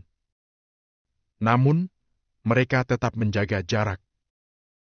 Jika Valentino gagal mengangkat bench press, tidak masalah. Dia sendiri yang ingin bunuh diri, tetapi jangan sampai menyakiti mereka. Saat semua orang menyaksikannya, Valentino mengulurkan tangannya perlahan dan memegang bench press dengan kedua tangannya. Ya ampun, apa dia bahkan tidak perlu melakukan pemanasan? Seorang gadis yang suka olahraga bergumam tanpa sadar. Apa kalian tidak bisa melihatnya? Dia sedang pura-pura. Seberapa kuat tubuhnya hingga bisa mengangkat beban seberat 200 kg? Jika dia bisa melakukannya, aku akan segera menjadi pacarnya. 200 kg? Omong kosong. Tidak ada yang percaya bahwa Valentino bisa mengangkat beban seberat 200 kg. Valentino menarik napas, lalu menahan napas, kemudian perlahan mengepalkan kedua tangannya di pegangan bench press dengan erat dan mulai mengerahkan kekuatannya. Krek! Pegangan bench press yang ada di tangan Valentino perlahan terangkat ke atas. Apa? Tangan Adit memegang gelas dengan gemetar dan menjatuhkannya ke lantai dengan bunyi yang keras. Bab 697, Penghinaan. Mata semua orang langsung melotot lebar dan menatap Valentino dengan bengong. 200 kilogram. Berat barbel ini 200 kilogram loh. Berat ini jauh melampaui jumlah berat badan dua orang dewasa. Barbel seberat 200 kilogram itu diangkat begitu saja oleh Valentino. Kalau bukan dilihat dengan mata kepala sendiri, mereka tidak akan percaya bahwa hal ini bisa dilakukan oleh orang biasa. Namun, Valentino yang merupakan orang biasa ini berhasil melakukannya di hadapan mereka semua. Valentino mengangkat barbel 200 kilogram itu hingga paling tinggi dengan gampang, lalu diturunkan secara perlahan. Setelah tubuhnya terbiasa dengan berat ini, gerakan Valentino semakin gesit dan cepat. Dia mengangkat barbel itu beberapa kali lagi. Tampang Valentino yang terlihat santai itu bagaikan sedang mengangkat bench press tanpa barbel. Kalau bukan Adit sendiri yang menambahkan beratnya, dia sudah curiga apakah mungkin barbelnya palsu. Setelah mengangkat barbel itu 7 hingga 8 kali, Valentino meletakkan peralatan bench press lalu berdiri perlahan. Muka Valentino sama sekali tidak terlihat merah, napasnya juga tidak terengah-engah. Dia tampak biasa saja dan tidak terlihat kelelahan. Semua orang terpana. Sepertinya ini belum mencapai batas maksimal Valentino. Kalau tidak, dia tidak akan sesantai ini. Kalau begitu, berapa sebenarnya batas maksimal Valentino? Di dalam negeri, batas maksimal berat bench press untuk pria adalah 260 kg. Rekor ini masih dipegang oleh atlet nasional yang bernama Dono Merianto. Dia adalah seorang pria kekar bertenaga super. Atlet ini mendapat julukan sebagai lengan terkuat. Namun, Valentino hanyalah orang biasa. Tubuhnya bahkan tidak bisa dibilang kekar. Bagaimana dia bisa mengangkat barbel seberat itu? Ya ampun, keren sekali. Ini baru namanya laki-laki sejati. Mata para wanita yang suka olahraga langsung berbinar ketika melihat Valentino. Bahkan ada beberapa wanita yang terus menatap tubuh Valentino, ada rasa berbeda yang tumbuh di dalam hati mereka. Kaki wanita yang sebelumnya berkata akan menjadi pacar Valentino kalau Valentino berhasil mengangkat barbel itu mengalami kejang-kejang. Kamu! Adit menatap Valentino dengan heran. Kamu sepertinya lebih payah dari aku, si orang tak berguna ini. Bahkan masih kalah dibanding dengan ujung jari kakiku. Valentino melirik Adit dengan sinis. Valentino memang seorang sampah tak berguna. Tapi Adit yang merupakan tokoh terkemuka di dunia kebugaran ini bahkan kalah dari seorang sampah tak berguna. Meskipun Valentino adalah sampah tak berguna, dia adalah sampah tak berguna yang berdiri di atas kepala semua orang. Karyawan pusat kebugaran itu hanya bisa berdiri bengong, Adit juga tidak berbicara. Bahkan seluruh pusat kebugaran itu sunyi senyap. Sekarang, saatnya kalian menepati janji taruhan kita sebelumnya. Aku ingin bertemu bos kalian. Valentino membalikkan badannya perlahan sambil menatap karyawan pusat kebugaran. Karyawan pusat kebugaran itu terpaku. Mana mungkin dia punya nomor telepon bos? Presidir Danu orang yang sangat misterius. Untuk bertemu dengannya saja susah. Bagaimana mungkin dia bisa punya nomor telepon pribadi Presidir Danu? Bertemu kepalamu. Kamu adalah seorang sampah tak berguna. Kamu pasti menggunakan doping, kan? Bola mata Adit berputar dengan gelisah. Dia masih belum bisa menerima kenyataan ini. Dalam hatinya, Valentino hanyalah orang miskin yang mengendarai sebuah Vicentena bobrok. Tidak hanya tidak punya uang dan kekuasaan, badan Valentino juga tidak sekekar dia. Valentino malah bisa bench press 200 kg. Selain memakan obat untuk meningkatkan stamina, Adit tidak bisa memikirkan alasan lain. Hal seperti ini sering terjadi di dunia olahraga.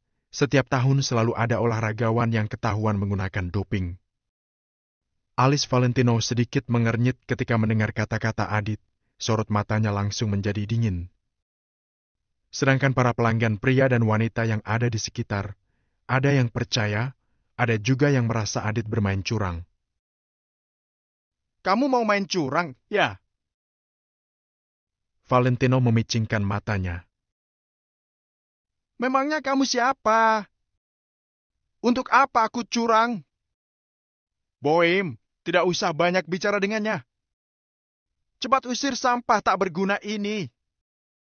Orang seperti ini hanya akan membuat malu dunia olahraga. Adit mencibir, mencoba menekan orang dengan kekuasaannya.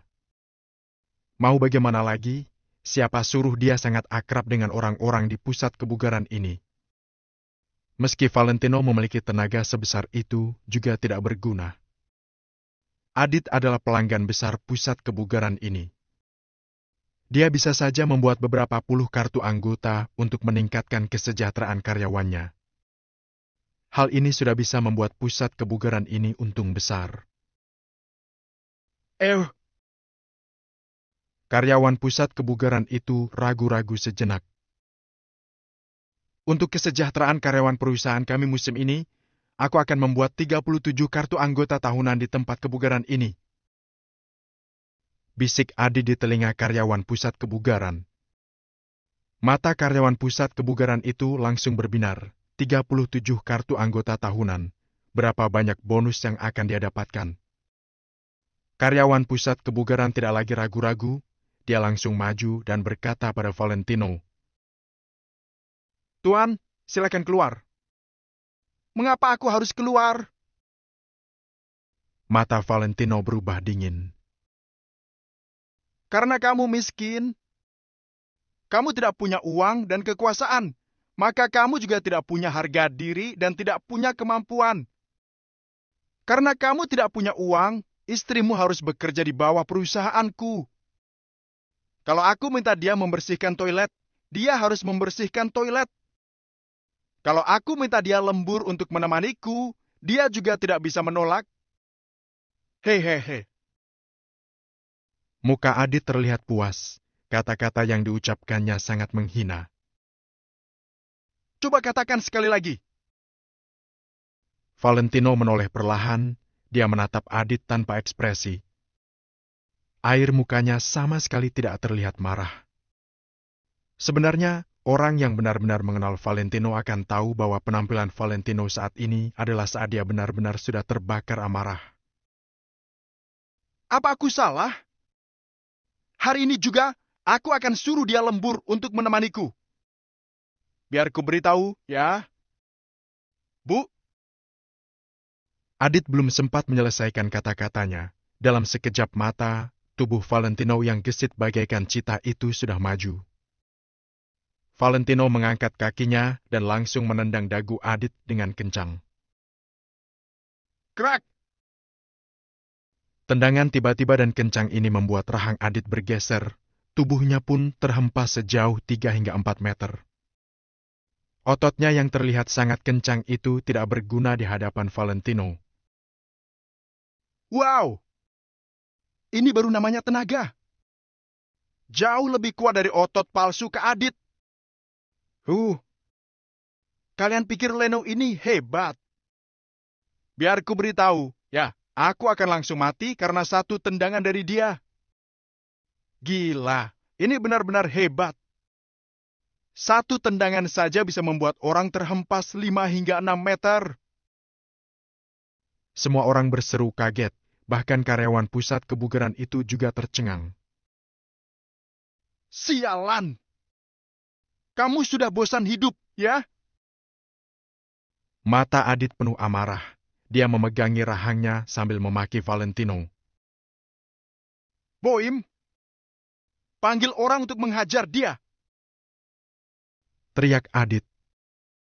Karyawan pusat kebugaran itu baru tersadar dan berkata, "Tuan, kamu tidak boleh membuat onar di tempat kami." Setelah mengatakan ini, karyawan pusat kebugaran ini langsung berteriak memanggil satpam. Srek! Srek! Srek! Belasan pria bertubuh kekar melangkah keluar. Di antara belasan pria ini ada yang merupakan satpam di pusat kebugaran ini. Juga ada instruktur dari tempat kebugaran. Mereka semua seperti akan menerkam Valentino. Valentino hanya bisa menunduk dan menghela napas. Dia tahu untuk menaklukkan tempat ini pasti akan memengaruhi banyak kepentingan yang ada di dalam. Jadi sudah pasti akan ada perselisihan. Namun, dia sungguh tidak ingin banyak terlibat dengan orang-orang kecil ini. Masalahnya adalah, saat ini dia tidak punya anak buah, segala sesuatu harus dia lakukan sendiri. Pukul dia! Pukul dia sampai mati! Aku akan membuat 1000 kartu anggota tahunan di tempat kalian. Aku adalah manajer umum Rise Real Estate. Aku punya kekuatan untuk melakukan ini. Adit berteriak dan menunjuk Valentino bagaikan orang gila. Bab 698, Danu kembali ke posisi. Belasan orang seketika mengepung Valentino. Tatapan mereka terlihat sangat jahat. Namun, saat ini tidak ada yang memerhatikan mobil yang perlahan-lahan menuju ke sini. Mobil pintu itu terbuka dan seorang pemuda yang memasang ekspresi serius pun berjalan masuk. Karena keributan di dalam, tidak ada orang yang menyadari kedatangan pemuda itu. Pemuda itu mengernyit lalu mendongak melihat orang-orang yang bergerombol di tengah. Ketika dia hendak berbicara, dia tiba-tiba membeku dan matanya membelalak lebar. Tatapannya menembus orang-orang dan terkunci pada Valentino yang sedang dikepung belasan orang. Meskipun yang dia lihat hanyalah punggungnya, dia tetap bisa langsung mengenali Valentino. Wajah seseorang mungkin bisa mirip dengan orang lain, tapi aura dan karisma orang tidak mungkin bisa ditiru. Mulut pemuda itu juga ikut terbuka lebar, matanya tiba-tiba terasa panas dan dipenuhi dengan air mata. Leno, dasar miskin, memangnya kenapa kalau kamu jago berkelahi? Asal kamu tahu saja, di sini yang penting itu uang. Kamu tidak punya uang juga tidak punya kekuatan, sama saja dengan sampah. Sedangkan aku, asalkan punya uang, aku bisa mencari lebih banyak orang untuk menghajarmu. Kamu mau bersaing dengan apa? Orang sepertimu juga ingin mendapatkan perempuan sempurna seperti Amel. Kamu mau membahagiakannya dengan apa? Dengan mobil sentenemu itu? Lucu sekali. Hajar dia! Seru Adit setelah berbicara panjang lebar. Belasan orang bertubuh kekar pun memutar pergelangan tangan mereka, lalu segera berjalan menghampiri Valentino. Tatapan Valentino sangat dingin, tubuhnya juga sedikit menegang. Dia mengambil posisi siap bertarung. Orang-orang ini masih belum dianggap serius olehnya. Setelah ragu-ragu sejenak, para pekerja di sana pun akhirnya tidak berani mengikuti perintah Adit. Salah satu dari mereka berkata dengan suara serius, "Lempar dia keluar! Berhenti!" Tepat pada saat ini, tiba-tiba terdengar sebuah teriakan dari arah pintu. Begitu mendengar suara ini, para pekerja dan belasan pria kekar itu segera melangkah mundur. Sedangkan Valentino langsung membelalakan matanya begitu mendengar suara ini. Dia merasa seakan-akan ada sebuah petir yang menyambar kepalanya. Wush! Valentino langsung berbalik dan melihat ke arah pintu. Dia dan pemuda yang tadi pun saling bertatapan. Saat ini, situasinya langsung berubah hening. Waktu seakan-akan terhenti dan yang tersisa hanyalah mereka berdua yang sedang bertatapan.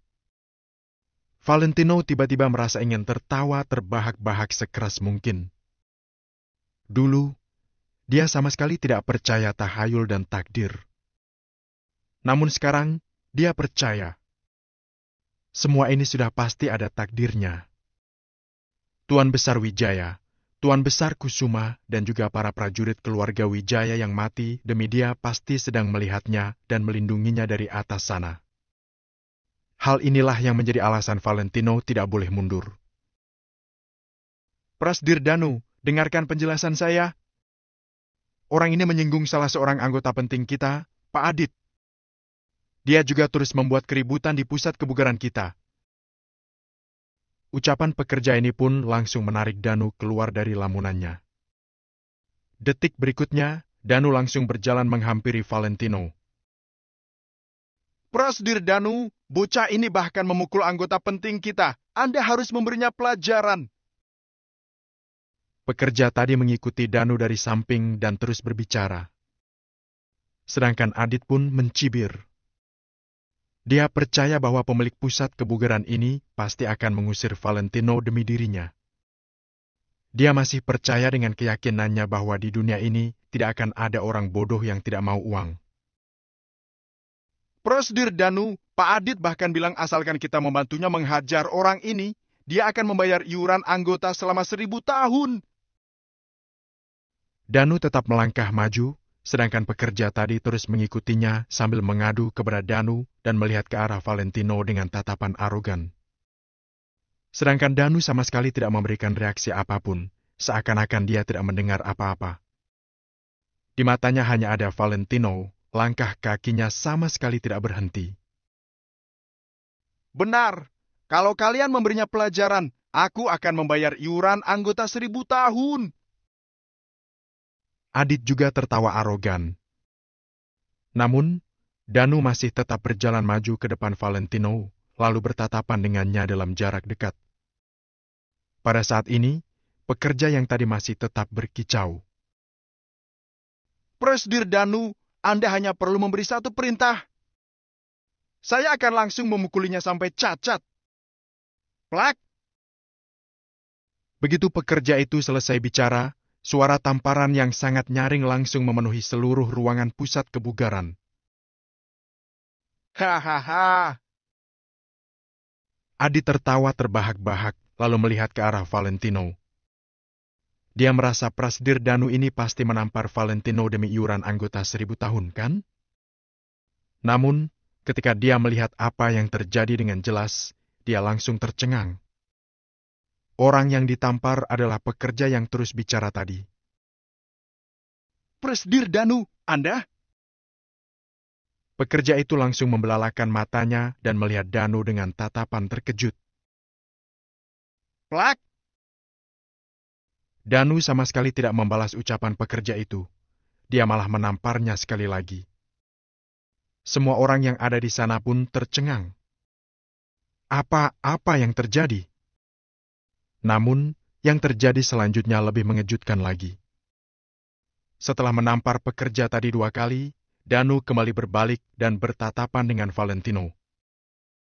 Setelah sekian lama, Danu akhirnya menghela napas panjang, matanya memerah dan dipenuhi dengan air mata. Bos! Teriak Danu sambil menangis meraung-raung. Saat ini, pria bertubuh besar dan kekar ini seakan-akan berubah menjadi seorang anak kecil. Bahkan di depan keluarganya, Danu juga tidak pernah menunjukkan kelemahannya. Akan tetapi, di depan Valentino, dia menganggap dirinya sendiri sebagai seorang anak kecil yang sangat lemah. Panggilan bos ini kembali membuat semua orang yang ada di tempat terkejut. Si miskin yang mengemudi mobil Centena ini adalah kakak dari bos yang pemilik pusat kebugaran ini. Valentino juga merasa matanya basah. Dia pun menepuk bahu Danu. Maaf atas penderitaan kalian. Ujar Valentino dengan suara pelan. Dia berusaha sekuat tenaga untuk menekan perasaan sedihnya. Setelah penderitaan, akan datang kebahagiaan. Danu kembali ke posisi. Lagi pula, Valentino tahu bahwa ini hanyalah sebuah permulaan. Adit dan pekerja yang tadi pun tercengang melihat adegan ini. Ternyata alasan Valentino ingin mencari pemilik pusat kebugaran ini adalah karena dia memang kenal dengannya. apalagi dia adalah bosnya Danu. Melihat Danu yang menangis sampai seperti itu, bisa dilihat betapa dalamnya hubungan mereka. Presidir Danu, saya tidak tahu kalian berdua saling kenal. Saya pikir kalau kalian saling kenal, dia pasti punya nomor telepon Anda. Pekerja tadi pun mulai gemetaran, tidak tahu harus bagaimana menjelaskan perbuatannya tadi. Keluar! Lempar keluar si Adit tadi itu juga!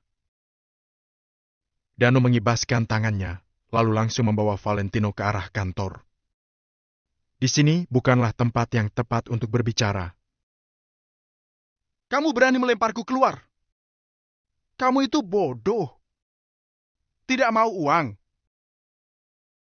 Begitu mendengar kata-kata Danu, Adit langsung membelalakan matanya karena terkejut. Namun, baik Valentino maupun Danu tidak memedulikan dia. Mereka langsung berjalan masuk ke kantor. Dasar bodoh! Idiot! Ada uang tidak mau! Adit terus berteriak. Brak! Danu membuka pintu dan mengeluarkan kepalanya lalu berkata dengan nada datar. Kamu selamanya tidak akan tahu bahwa ada beberapa toko dibuka bukan untuk mendapatkan uang. Setelah selesai berbicara, Danu kembali menutup pintu kantor, meninggalkan orang-orang yang kebingungan di luar.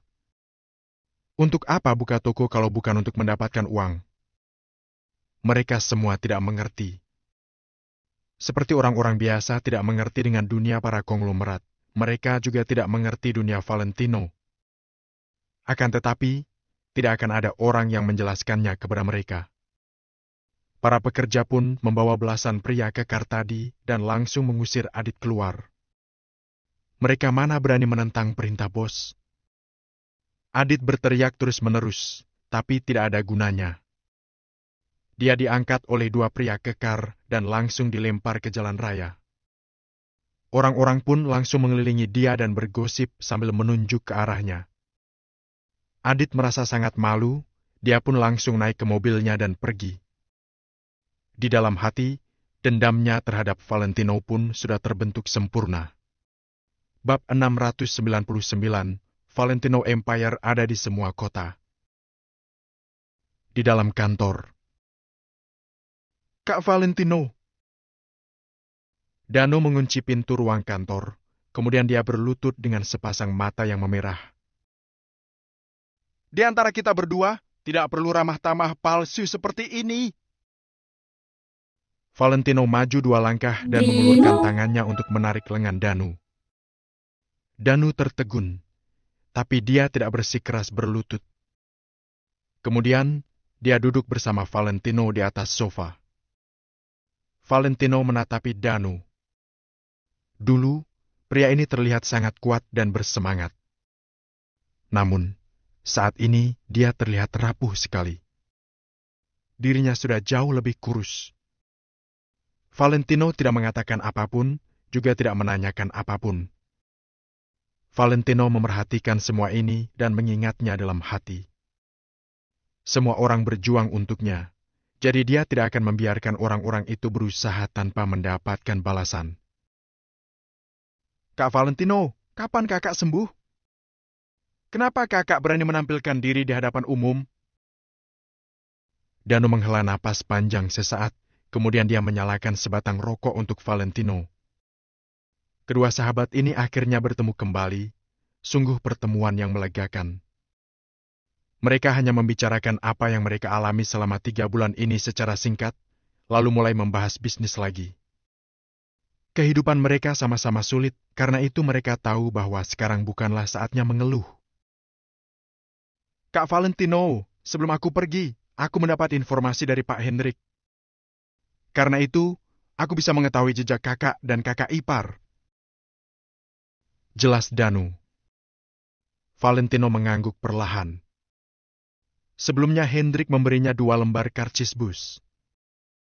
Dari kota Neo hingga ke stasiun terakhir, totalnya bus melewati 18 stasiun.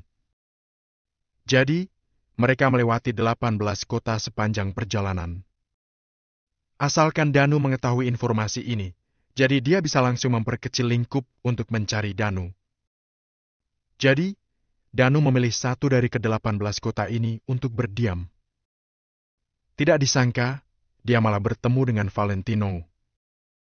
Bagaimanapun harus diakui, semua ini adalah takdir. Orang lainnya? Tanya Valentino. Kami sama-sama saling tidak menghubungi karena takut tertangkap pihak keluarga Wijaya semua. Kata Pak Hendrik, asal kami saling tidak menghubungi. Jadi kalau kehilangan satu tempat, masih ada banyak tempat lain. Dengan begitu, kita masih punya kesempatan. Jadi sebelum meninggalkan kota Neo, kami mengganti nomor ponsel semua dan memutuskan semua hubungan dengan kota Neo. Mendengar cerita Danu, Valentino mengangguk-angguk. Pantas saja beberapa hari lalu saat dia menelpon nomor Danu sesuai ingatannya, nomor Danu malah tidak tersambung. Mengenai yang lain, meski Valentino masih ingat dengan nomor mereka, dia tetap tidak berani sembarangan menelpon. Saat itu, dia masih belum mengetahui kondisi asosiasi Valentino Empire. Dia juga tidak tahu siapa saja yang setia padanya. Begitu menghubungi mereka, keberadaannya pasti terbongkar. Jadi, saat itu Valentino hanya menghubungi Danu seorang, tapi nomornya malah tidak terhubung. Ternyata, semuanya sudah diatur oleh Hendrik. Valentino tahu bahwa inilah cara terbaik. Jika anggota asosiasi Valentino Empire saling menghubungi, tentu saja kekuatan mereka akan lebih besar. Namun, dengan begitu mereka akan berada dalam kondisi yang lebih berbahaya. Jika keluarga Wijaya berhasil menangkap salah satu dari mereka, maka semua anggota akan berada dalam kondisi yang berbahaya. Dengan kekuatan mereka sekarang, meski semuanya bersatu, masih akan sulit untuk melawan keluarga Wijaya. Hanya saja, Valentino tidak tahu apa saja yang dikatakan Hendrik untuk membujuk mereka tetap setia pada Valentino. Valentino berencana menanyai Hendrik akan hal ini ke depannya. Hendrik memiliki kebijakan dan pemikiran yang jauh. Takutnya bahkan Danu sendiri pun tidak akan bisa memahaminya. Jadi jika Valentino menanyai Danu, takutnya Danu juga akan berkata bahwa dia tidak tahu. Teruskan, kata Valentino setelah terdiam selama 2 detik. Baik, Kak Valentino. Meski sebelumnya kita tidak saling berkomunikasi, aku tetap bisa menebak bahwa Pak Hendrik sudah mengutus anggota asosiasi Valentino Empire di 18 kota. Grup Nagasan, ketiga keluarga besar di kota Neo dan beberapa perusahaan besar yang memiliki kekayaan besar dan koneksi yang luas sudah berpindah ke luar negeri. Sementara itu, anggota asosiasi Valentino Empire yang lainnya sudah berpencar ke berbagai kota di dalam negeri. Pak Hendrik hanya memberikan kami sebuah nomor, tapi dia berpesan pada kami untuk tidak pernah menelpon nomor ini sesukanya. Dia berpesan bahwa hari di mana kami menerima informasi dari nomor ini, maka itulah waktunya bagi kami semua untuk kembali. Danu mengatakan semua tebakan dan semua yang diketahuinya pada Valentino. Dia percaya sekali pada Valentino, sehingga dia tidak akan menyembunyikan apapun darinya. Di ke-18 kota itu ada anggota kita? Suasana hati Valentino mulanya sedang muram, tapi sekarang mendadak dia jadi merasa bangga. Rencana meteor yang awalnya hanya akan digunakannya untuk menaklukkan kota Neo ternyata bisa berkembang jadi sehebat ini. Ini adalah sesuatu yang tidak pernah Valentino pikirkan sedikit pun sebelumnya saat baru membuat rencana meteor.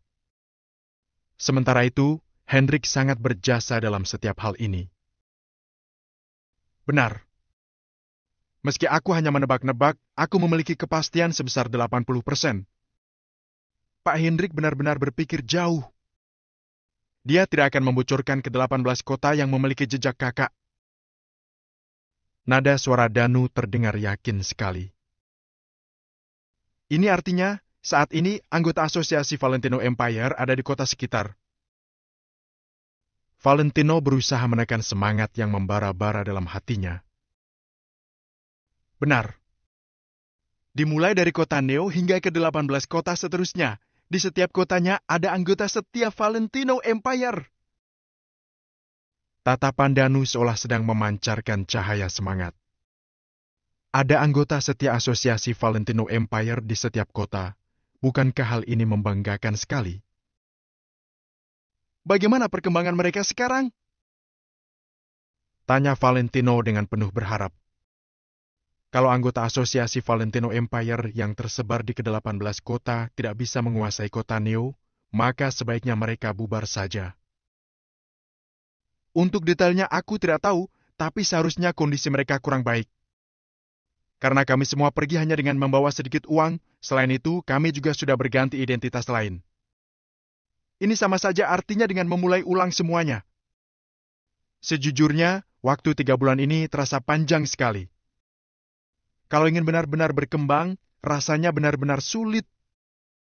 Yang memainkan posisi penting adalah Pak Hendrik. Kalau waktunya tiba, Pak Hendrik pasti akan memberitahu kami. Selama beberapa bulan ini, Danu juga sudah jauh lebih berkembang. Dia bisa menganalisis segala sesuatu dengan rasional. Valentino mengangguk perlahan, dia sedang berusaha menekan semangatnya. Jika diumpamakan dengan bagian tubuh manusia, Hendrik adalah pusat otak.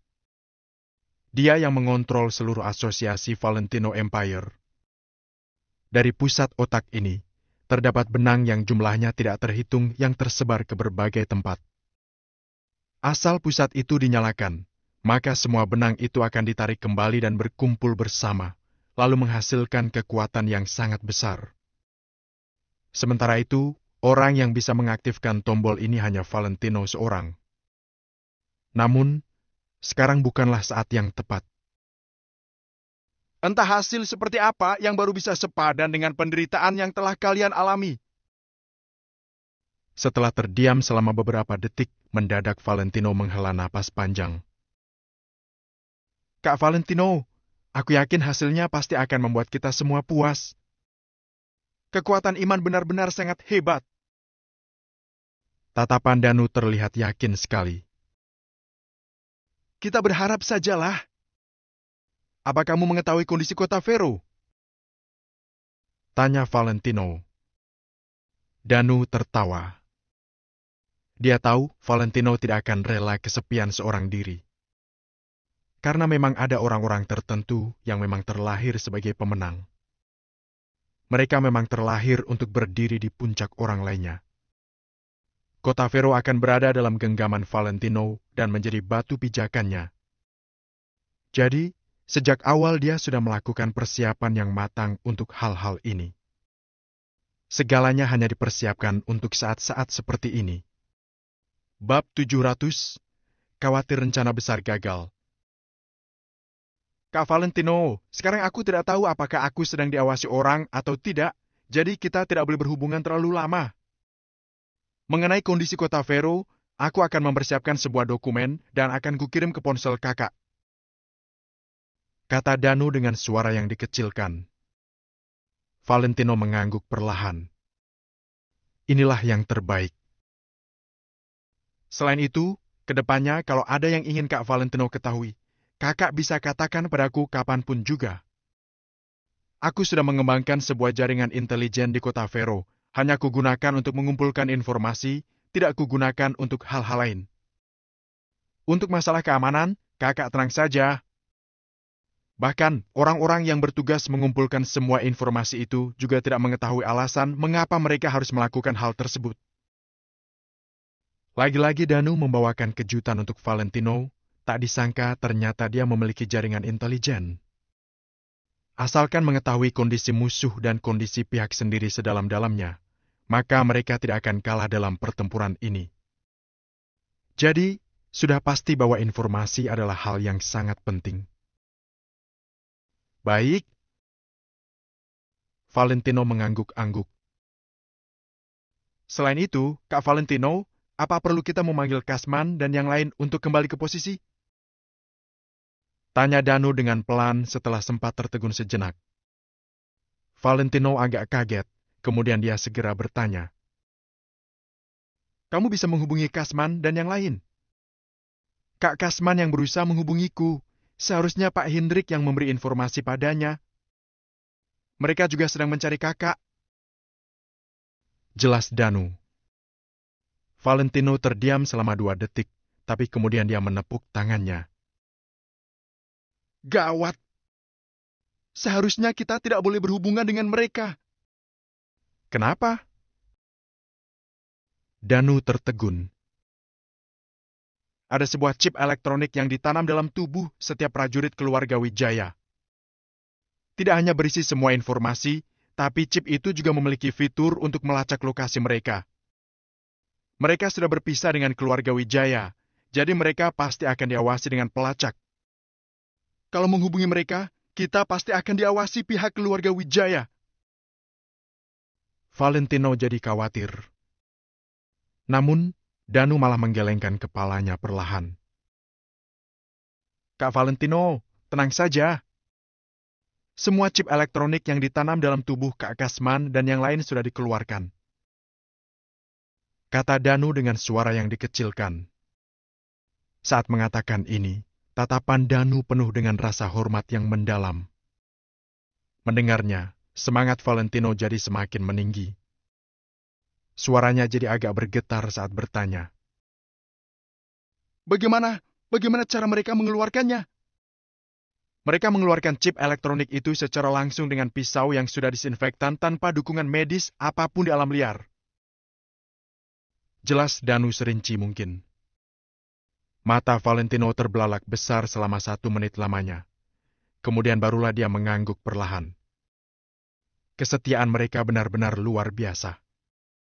Dengan pendampingan dari sebegitu banyak anggota yang setia, apakah Valentino masih mengkhawatirkan rencana besarnya tidak berhasil?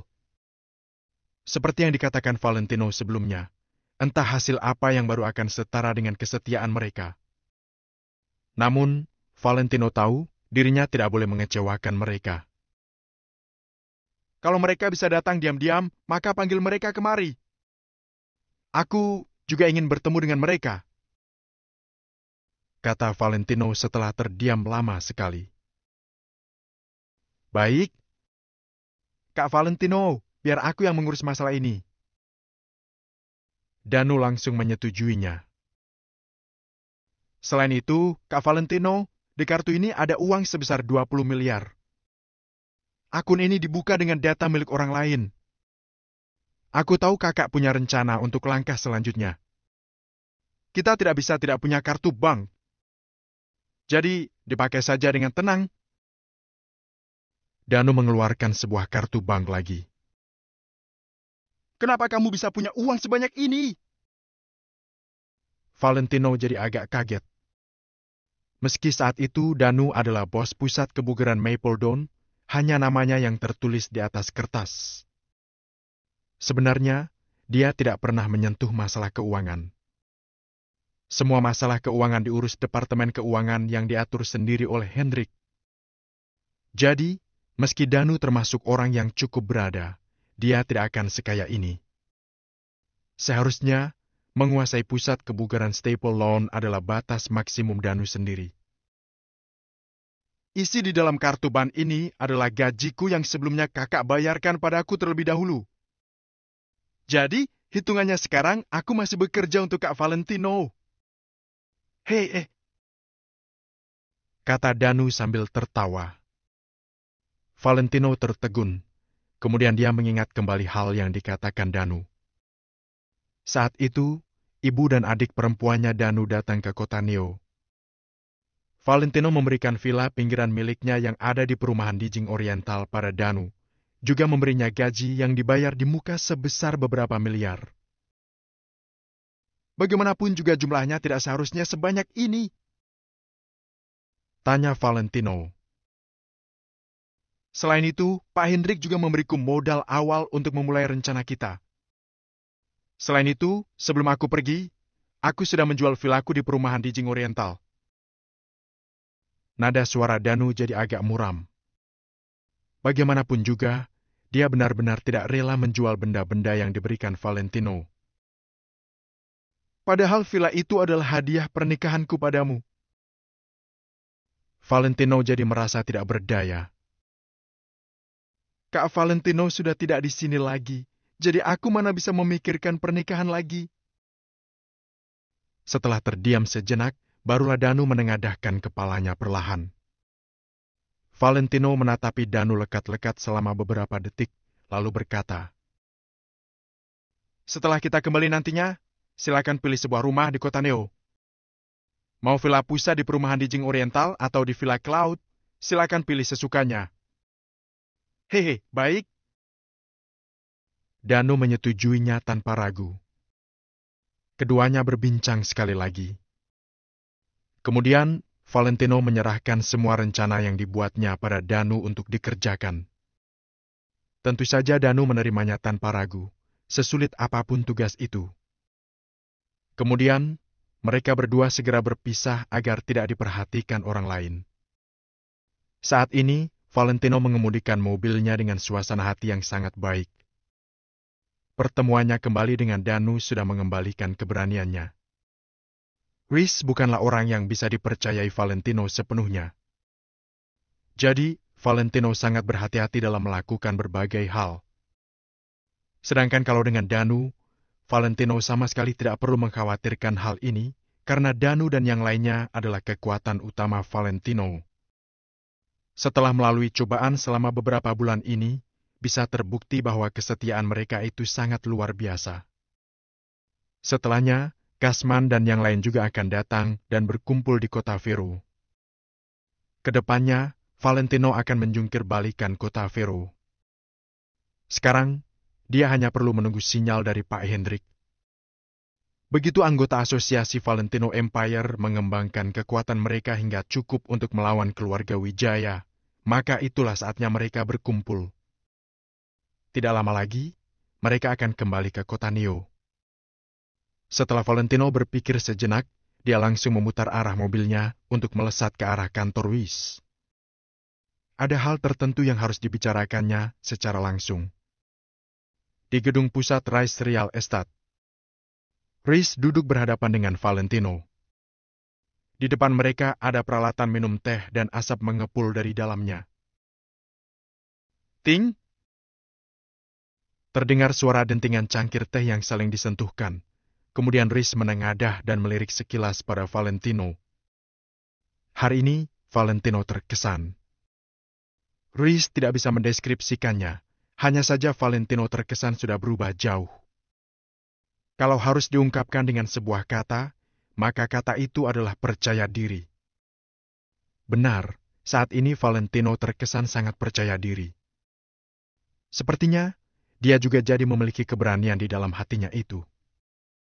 Meski selama beberapa hari ini Rhys bersikap sangat sopan pada Valentino, Valentino tetap bersikap was-was padanya.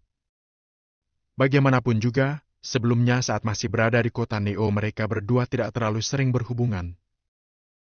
Namun, sekarang Rain adalah CEO perusahaan. Sementara itu Valentino malah terjatuh dari posisi puncaknya. Dia berubah menjadi masyarakat awam. Bahkan, dia harus meminta bantuan Rhys untuk mencari tempat tinggal. Perbedaan identitas mereka berdua bagai langit dan bumi. Jadi, di hadapan Rhys, Valentino jadi kurang beraura. Tentu saja Rhys bisa merasakan hal ini. Namun, hari ini terasa berbeda. Semua kelemahan dalam diri Valentino yang ditampilkan saat bertemu dengan Rhys sebelumnya sudah musnah sepenuhnya. Rasanya, posisi Valentino seolah sepadan dengan Rhys. Bahkan, rasanya posisi Valentino lebih tinggi darinya. "Tuan Valentino, silakan minum tehnya." Rhys menjepit cangkir keramik teh berwarna ungu itu dengan penjepit kayu dan diletakkan ke hadapan Valentino.